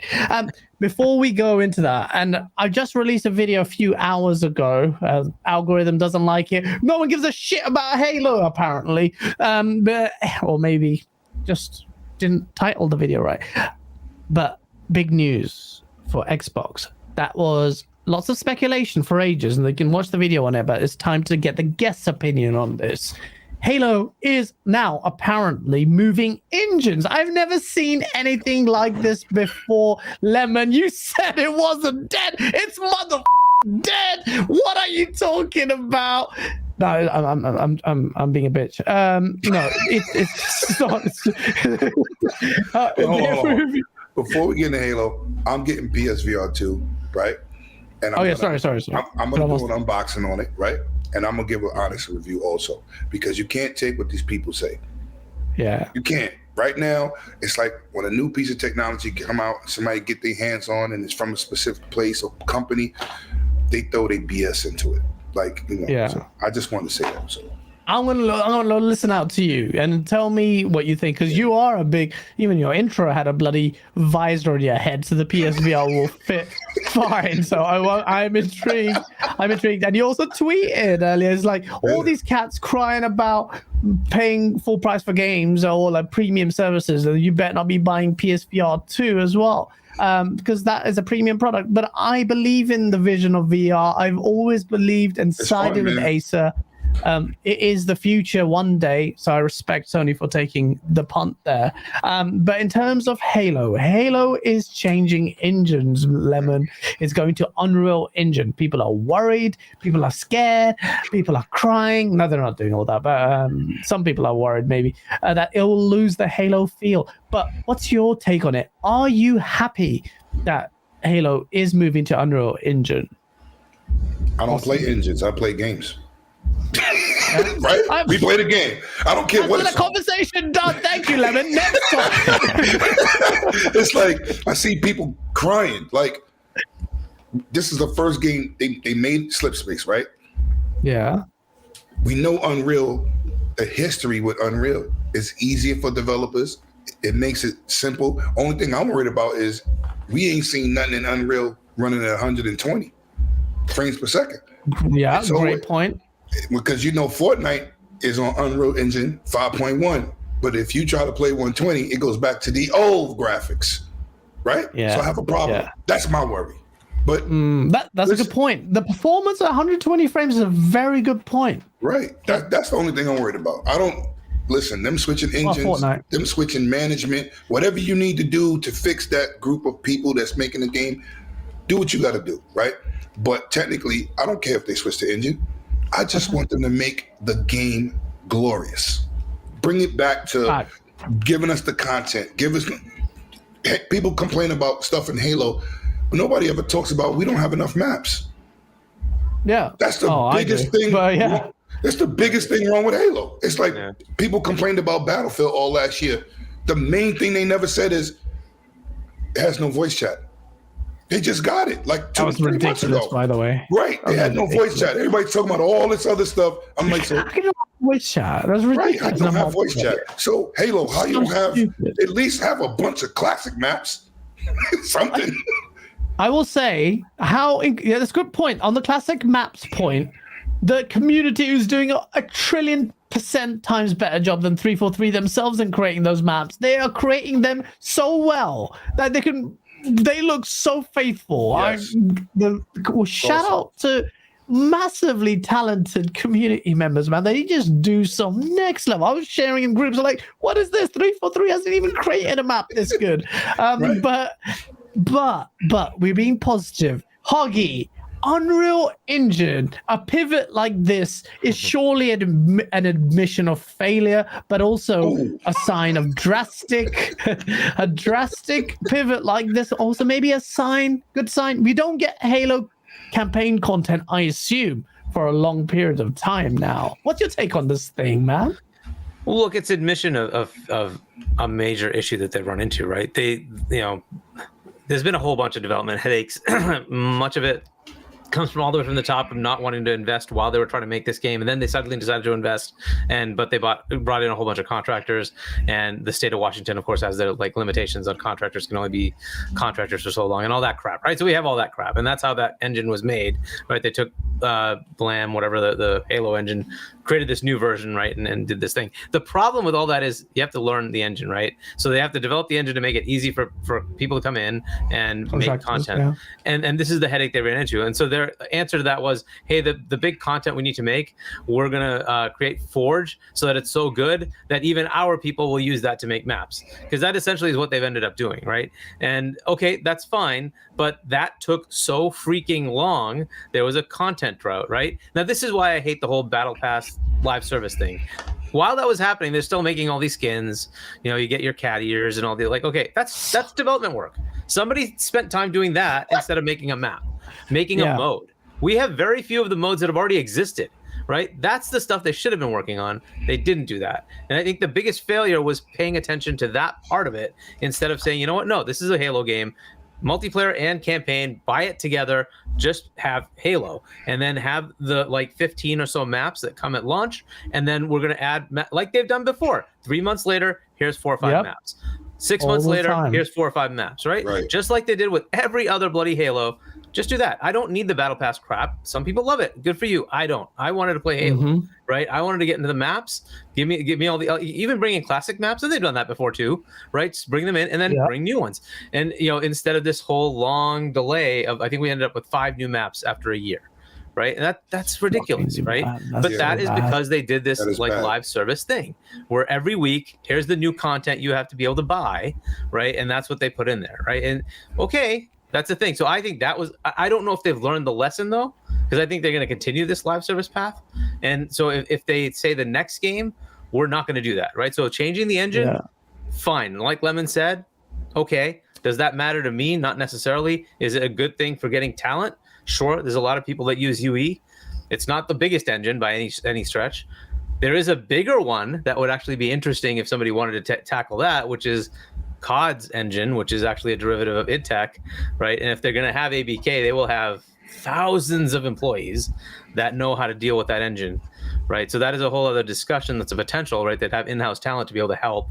But if they're looking for, hey, we want to be able to scale out and we can hire any XYZ studio out there, say, hey, we got UE5, you guys know how to use UE, make this part of the game for us, right? And that makes things easier. Fair enough, right? So if that's how it gets done, cool, right? If the Slip Space engine was just a failure, it is a failure. That's fine. But I think the whole model was a failure, and that's what caused Halo Infinite to not be a game. At launch, it was great. It just exactly. It just there's the answer. That's a great point to end it there. At launch, most people agree it launched brilliantly. Yeah. So what changed? Everyone's like, guys, but the Metacritic score is this. I'm like, bruh, it's a live service game. The shocking thing, and I don't even know if I want to say it. So I don't want to talk about Halo. I do want to talk about Halo, but I will say this. They didn't even do the single player content. They weren't even writing up the roadmap. You know what they were doing? Tell us. They were working on Unreal Engine, making up mock-ups for the campaign stuff. No, Booyakasha! No, pressing the wrong button there. You don't deserve Booyakasha. Freaking 343, you suck! The old 343. New 343. Let's hope it's better. Hopefully, Hinsei will fix it. Yeah. Guys, listen, hold on. You listen to this, guys. Don't you damage control it. No. This is a fact. They brought in a lot of contractors to help with this game. People use 50% almost. Right. They come in and the engine is a new engine that they don't know how to work. They're learning and trying to work at the same time. And that's the problem. That's a problem. That's so the problem. just use Unreal because and in my video I talk about that. It works. Generally, I think it's a good thing if they can nail the feel and the netcode and the technical stuff, which I don't know, which I say in the video. It can finally Halo will look good technically, not just art style technically, right. And also the familiarity that will breed because of other contractors. If you're still relying on contractors, for God's sake, stop doing that. But okay, fine. If you need it, the industry practice, blah blah blah. Fine, they can go in, they sit there, and they know what they're running with. Unreal Engine. Lemon, you're right. It is this proprietary in-house engine, that old ancient thing that was obviously a problem. All that R&D and all that crap went down the toilet. But I respect that they still didn't give up. Microsoft still didn't give up. 343 still held on, and they said, we will work on this game. And I'm like, that's surprising to me. That's surprising to me that the leadership think that they have enough vision. And most of the people now there, apart from I think that, what's his name, O'Connor, he surprised that he's still there. That guy has some questionable comments. So he shouldn't, in my opinion, just cut him off. And there was some really bad leadership, horrible culture there. Leadership being really like looking down on everyone. They have their own. It's like the typical corporate stuff. We've all worked at jobs like this where there's just like a little clique of all these management people. They're absolute. And then they're just sitting there, no one listening. Hopefully now Pierre has the confidence of everyone. I will also say just quickly on this is a whole scope for another conversation. Halo needs to change. I'm sorry, people can come at me. Halo Faith will come at me. Fundamentally, there's a reason why I hold Halo in high esteem. That genre of sci-fi shooter, it needs to evolve. Yes. If 343 come out with their chest out, Pierre goes, just be quiet. Let us do what we want to do. Like Denis Villeneuve did with Dune. He said, no, I know my vision for this movie. I'm not listening to anyone else. This is what he said. I know what I'm doing. This is going to be my vision for Dune, and it's going to be great. And he killed it. And I said, this guy is so intelligent, has so much faith in his idea that he will do that. So hope Pierre and the new team have that vision, because I believe in Halo. The massive potential for this incredible IP, and make it serious. No more stupid bullshit. No more cat ears. None of that. Oh no, it's fun. Miles Dompier, shut the.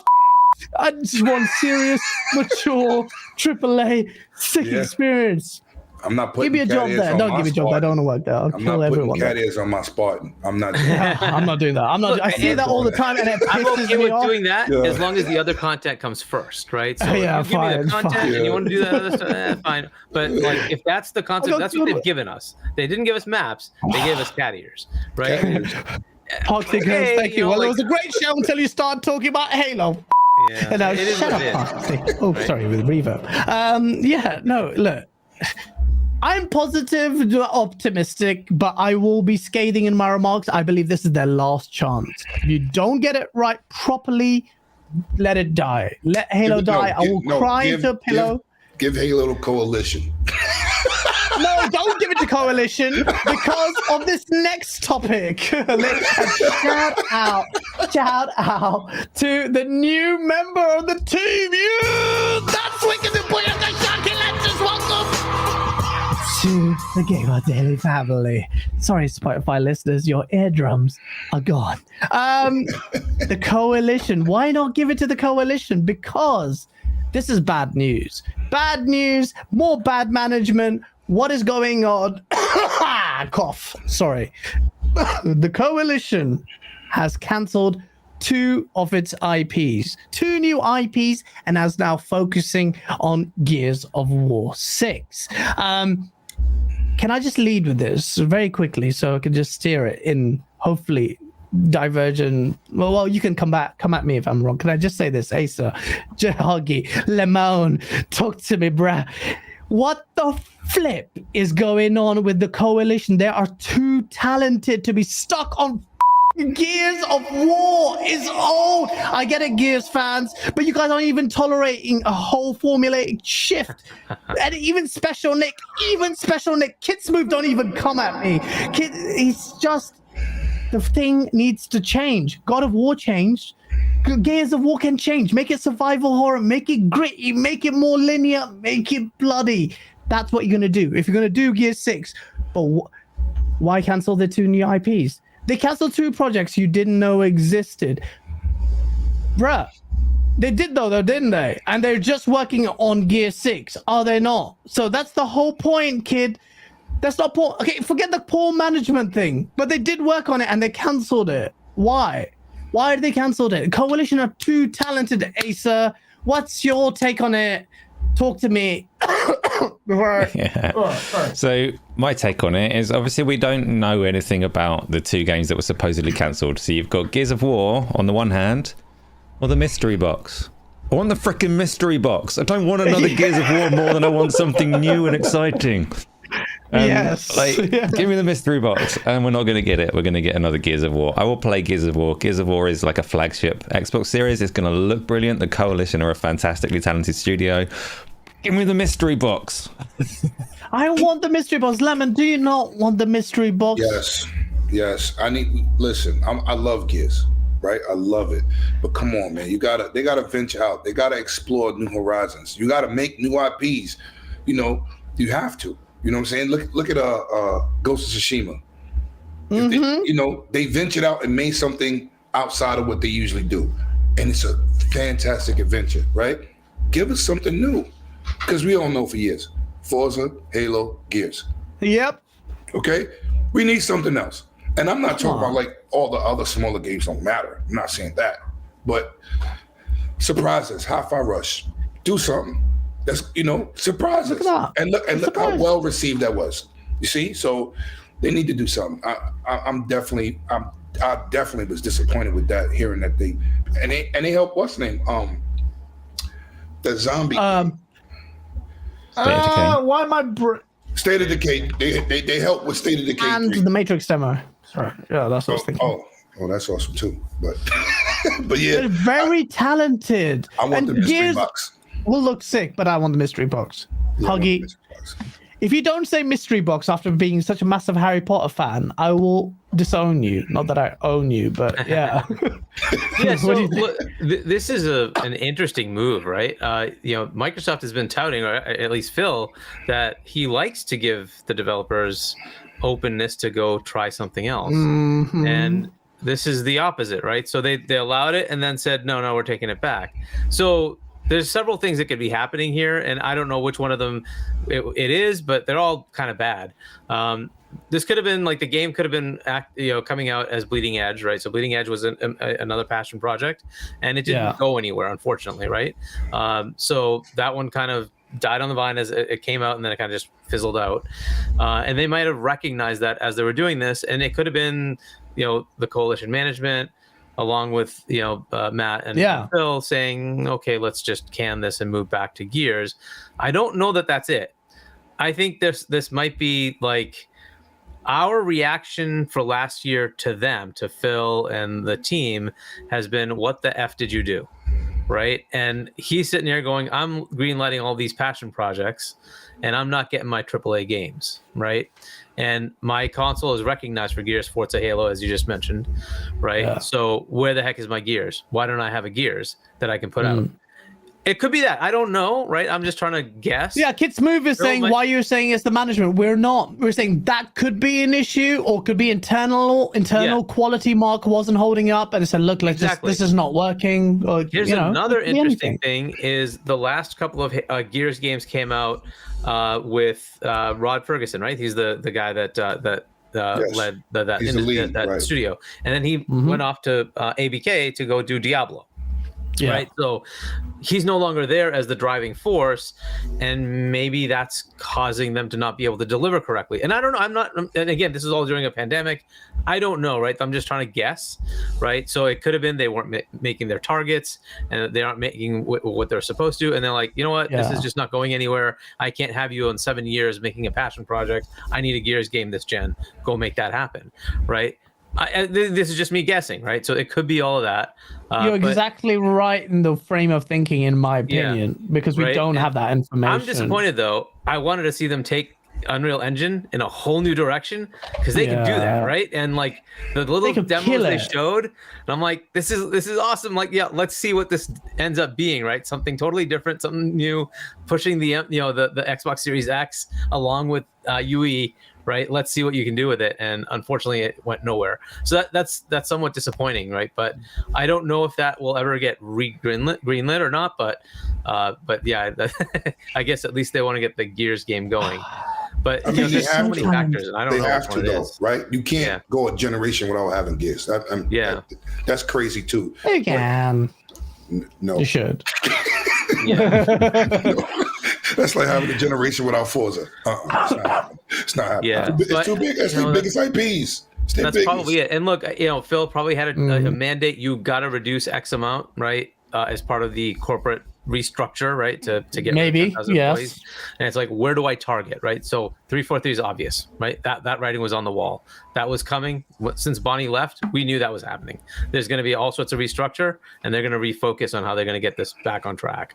Coalition surprised me that it's like that many people at Coalition, because that's quite a lot been performing, right? They basically carried Xbox One gen with Turn 10, and to some level Playground, which wasn't their studio and the whole gen, but they were basically carrying the Xbox One, right? And I'm surprised they attacked them, but it's one of the original studios, and they can do that with them. I'm sure there are contractual obligations with all the new acquisitions where they may not be able to do as much, right? So it's an interesting thing, but it could be that was it, and they're like, well, if I have to reduce, let's kill this passion project.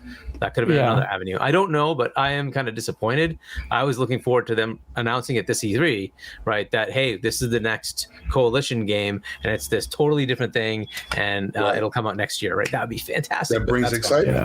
It does because they're so talented. Bungie left Microsoft because their passion project was Destiny. Yeah, and they were tired of doing Halo.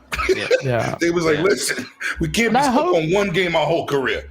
Yeah. And I hope that's not the case for Coalition, that they're like Microsoft mandated it. Right. But I will also say, Danny Passion, I did not block you. I've read you've got other supers. They're all the same. You keep reading the same super chats. You're posting the same one. Guys, I was kidding. Everyone knows that you're a secret agent. I'm a pony. Don't get mad. That's all I see. And it's stuck there for some reason. That's weird. Actually, hold on. Is my super chat bugged? Because I'm not. I haven't seen nothing in a minute. I haven't seen anything. Okay, fine. Most people, by the way, 101 votes. Shout out to everyone while they hit the like button. Have voted mystery box. So 58% wanted the mystery box. I will say this though, and it's not me making excuses. Guys, did you read one to me? Halo topics are the same as ABK deal topics. What's that, sorry? That super chat from Danny Passion Official. Did you read that one? Maybe you did. I didn't see that. No. Yeah. To me, Halo topics are the same as the ABK deal topics. Both leave me with the same question: it will happen or not? That's the super chat. What will happen? What will happen with Halo, Danny? It will happen. What with Halo will happen if you're equating the two? Huh? Danny, sorry, I couldn't see that chat. I will say this, though. For ages, we berated Microsoft for being absentee landlords, not actually managing. What if all of this is a sign of Phil Spencer putting the hammer down and saying, no, you're not doing it right? And I get this overt feeling that they're tightening the ship. You might think, guys, you're excusing it, but hold on. There's a quality concern mark there.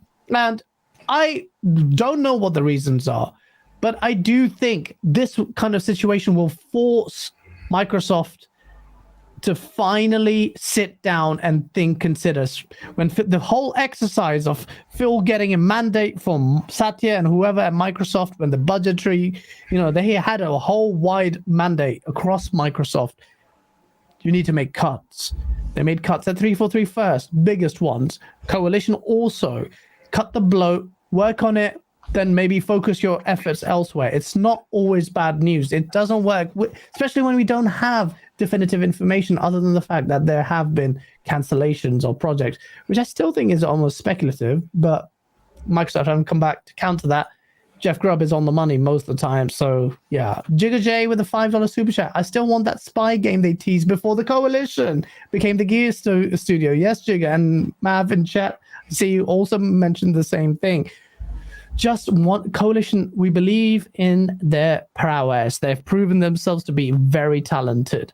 Yes, let's see what happens. It's a bit of an L. It's a big L. They use the Unreal Engine better than Epic.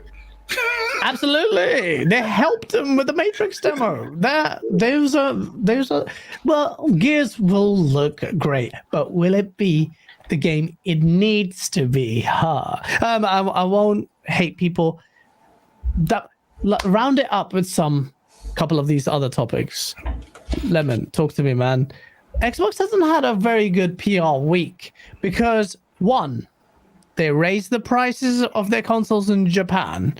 And then DRM raises its head again. Redfall, for some reason, always online, even in the single player mode. What is going on? Is Xbox now losing all its goodwill and momentum from gamers, or will we forget about it? Or are you concerned? Talk to me, man. I'm always online anyway. Everybody's Xbox is connected. Look, everybody, I don't see certain things. I just go, why do you care, right?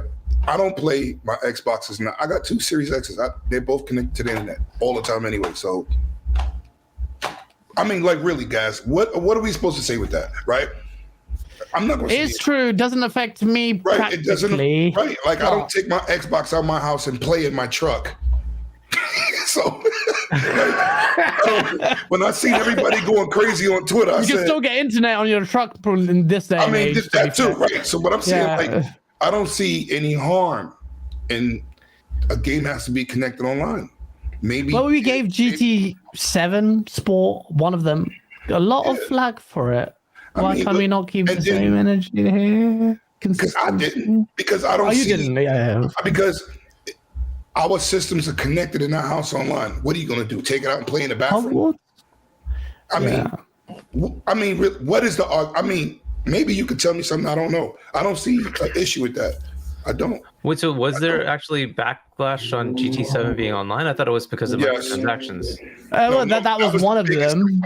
Yeah, well, they online hit it, right? DRM was they got the reviews came out, and then they said, "Hey, we're doing better." The reviews probably. I didn't see reviews even tackle that. Gran Turismo 7 also it highlighted the issue because within like 2 days of launching, it went offline for over a day. Yes.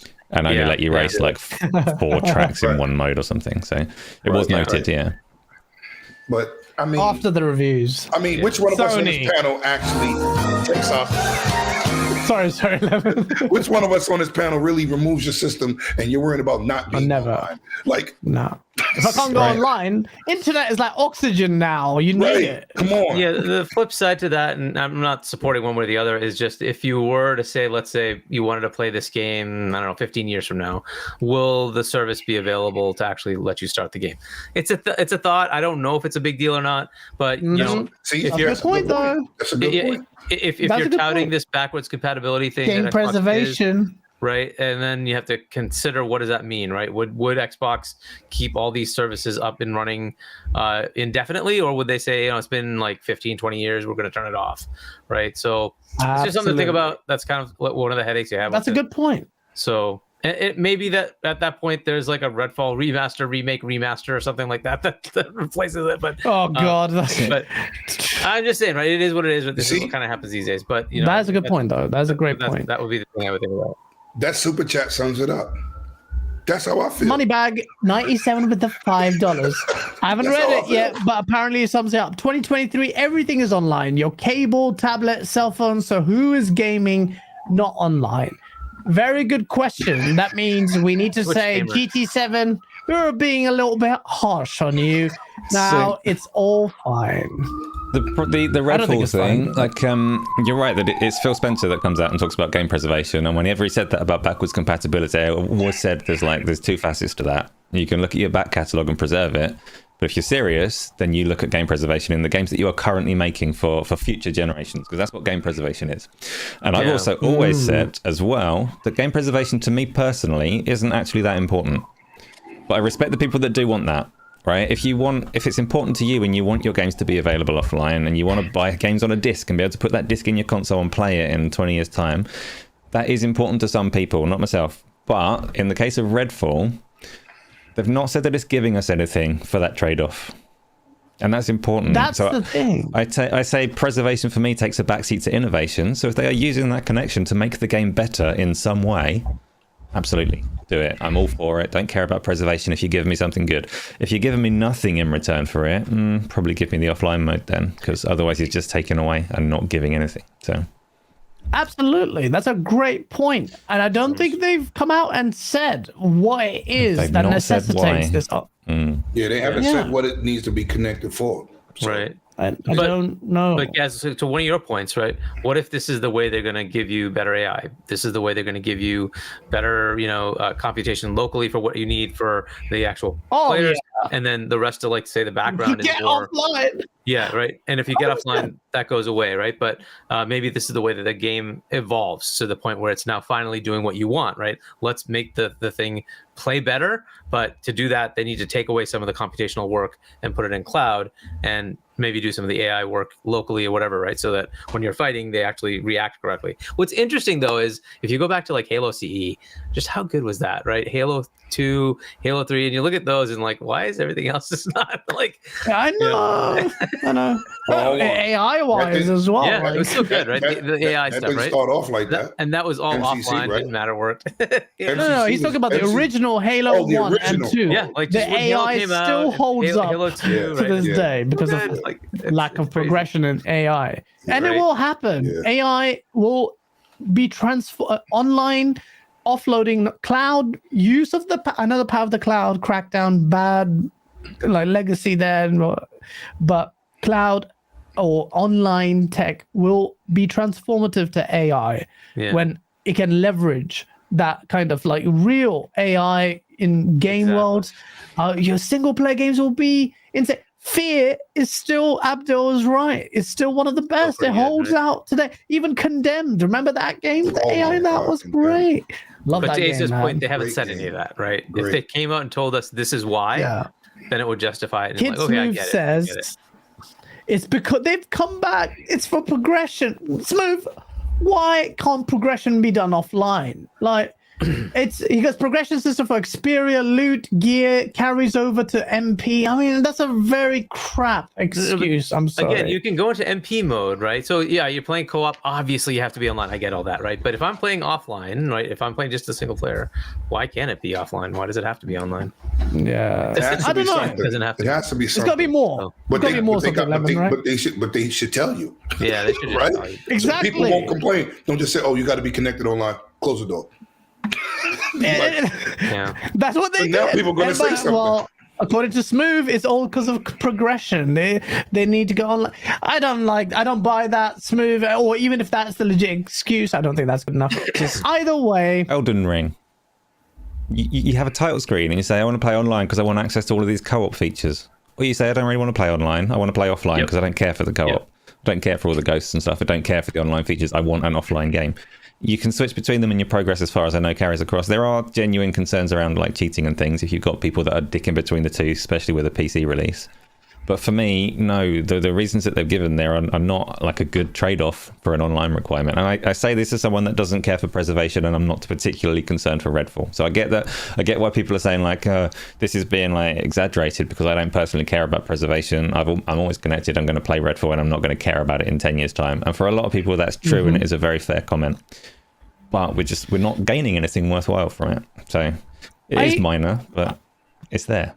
I care for game preservation now because, or not now, for a while, because I want future generation, my kids to play some games that are classics. And I feel like, so Microsoft this week made a big mistake, and it made it sound like in their press release that they were actually dropping 360 store support online. And then you know what happened? Instantly, I was like, what the hell is this? This is shit. And in first reply, one of the first responses, like, just get a ROM. I'm like, what the flip are you talking? You want me to just like get a ROM?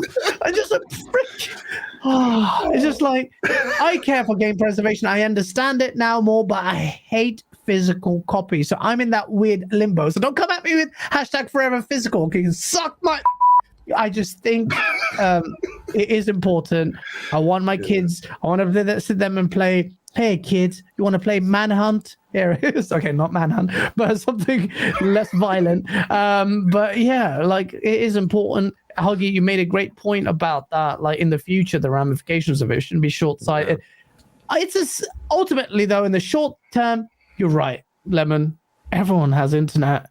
I mean, freaking like microwaves have internet, man. Like toilets have internet. Like, what the hell's going on? So like everything's got online. You notice I ain't saying one word when people was going crazy on Twitter. I just looked and said, I'm not getting involved. I did the Dave Chappelle, you know, as the president, and he just spills the water and runs away. Just did that, and I was like, nope, I'm not dying on this hill. Tom909, thank you so much for the £5 super chat. Because I work with those who game offline. They have recently been homeless or in prison. People need hobbies. They can't afford or get internet, though. That's another side of it. Like people in prison, like, a lot of people are like, oh, they're criminals, let them suffer. Wait a minute. Why have they got games consoles in prisons? There's no... Yo, man, hold on a minute. I was about to feel sorry for some criminals, and oh man, I killed my grandmother, but I can't play freaking Redfall. What is going on? Tom, what are your priorities at? I'm not a heartless man. Rehabilitation is a thing. Maybe you got done like for minor things. You never know. We shouldn't judge people. People get like, I know people being in prison. They're pretty nice people. They just made a few mistakes. They should be allowed to play Redfall, single player. I want to move away from this by ending the show. No, this is a bit. We actually smashed every single comment, and I don't think ever in the history of Go Live we've hit the topic so organically, and that goes to you two gents who just brought it. Well done, both of you gents. It's not like I'm giving a gold star. That sounds condescending. It's just actually a great show. You killed it. I love everyone in chat and your super chats as well. You've been on point. Well done. So yeah, everyone in chat, I hope you had a good show. I hope you think it's as good as I think it was, because I thought it was brilliant. And how long is it? Wow, over 2 hours. Wow. Thank you so much, people. Please watch my Halo video. I worked hard on it. No one fucking watched it, but please watch it. I watched it. But before you do that, you watch. I love you. I love you, Hockey. I love you, Hockey. But instead of watching mine, though, and I mean it, we'll follow these two gents who have absolutely killed it. Yeah. Thank you so much. I have hopped up on something. No, it has been an absolute pleasure. Before we do the outros, though, Asa, talk to me. What is in store for you in VR? Next month is going to be very big. This month? It's this month. This month. We're in February already. Oh shit! What's in store? Are you happy? Excited? Do you love me? I'm always happy and excited, and of course with the PSVR 2 coming out later this month, I will make content around it and tell people all about my experience with it, and it will be sincere. Sony won't be sitting on my shoulder saying, make sure you say Gran Turismo 7 was already good. I will tell you the truth. Yes. And yeah, I'm still playing my PCVR. I'm still playing my pancake games. I've got Dead Space coming up, so there'll be loads of stuff going on because this games and I love all of them. Not every single game, obviously. Some of them are shit, but you know what I mean. I play everything everywhere. It's going to be great. Everyone should stick around here. My YouTube channel. You can follow me on Twitter, but I don't use Twitter very much. Yeah. And both guests, thank you so much for coming along and like, apart from the God of War thing. Thank you, both guests. Keeping the chat going. Even that was at least entertaining. I thought that was good. That was the best part of the podcast. Yo, Hoggy was on his own with that one. I in the middle. Well, actually, no. Always a bad place to be. No. More invigorated discussions. I am now thinking about the 11 million figure, and I'm not saying it's bad. I'm not saying it's good. But it's awesome for the studio. 10 million plus is great. That is profitable and awesome. I'm just surprised it was that low. No. Speak your truth. Speak your truth. This is what we're here for. And I shout out respect to you for that. And it's not even widely out there and invigorated discussion. So on that note, Hoggy Channy, the habitual disruptor. I love it. How are you, man? I hope you had a good time. Thank you. Yeah, it was great. Killing it. And I'll contradict Asa. I think Asa can absolutely be bought out Sony. If you're willing to spend $5 million, Asa will absolutely take that check, and he will say Sony games are fantastic. Best Everyone games has a ever. price. 5 million, like. That's a quick negotiation, real quick. Done. So well thought out. £5 or 5 million. I think both will work. Shut up. Everyone has a prize. So anyways, catch me here on GameOnDaily, and then also I have the 7 p.m. Eastern on Wednesdays, Boom's show, Primetime Gaming. So check me out there. But yeah, hopefully we'll have another interesting week coming up with ABK news, of course. Oh gosh. Hopefully, yeah. And Hogwarts is coming. Because I'm done. I only see post-up stuff and like, what? It's still shit. Okay, next. Yo,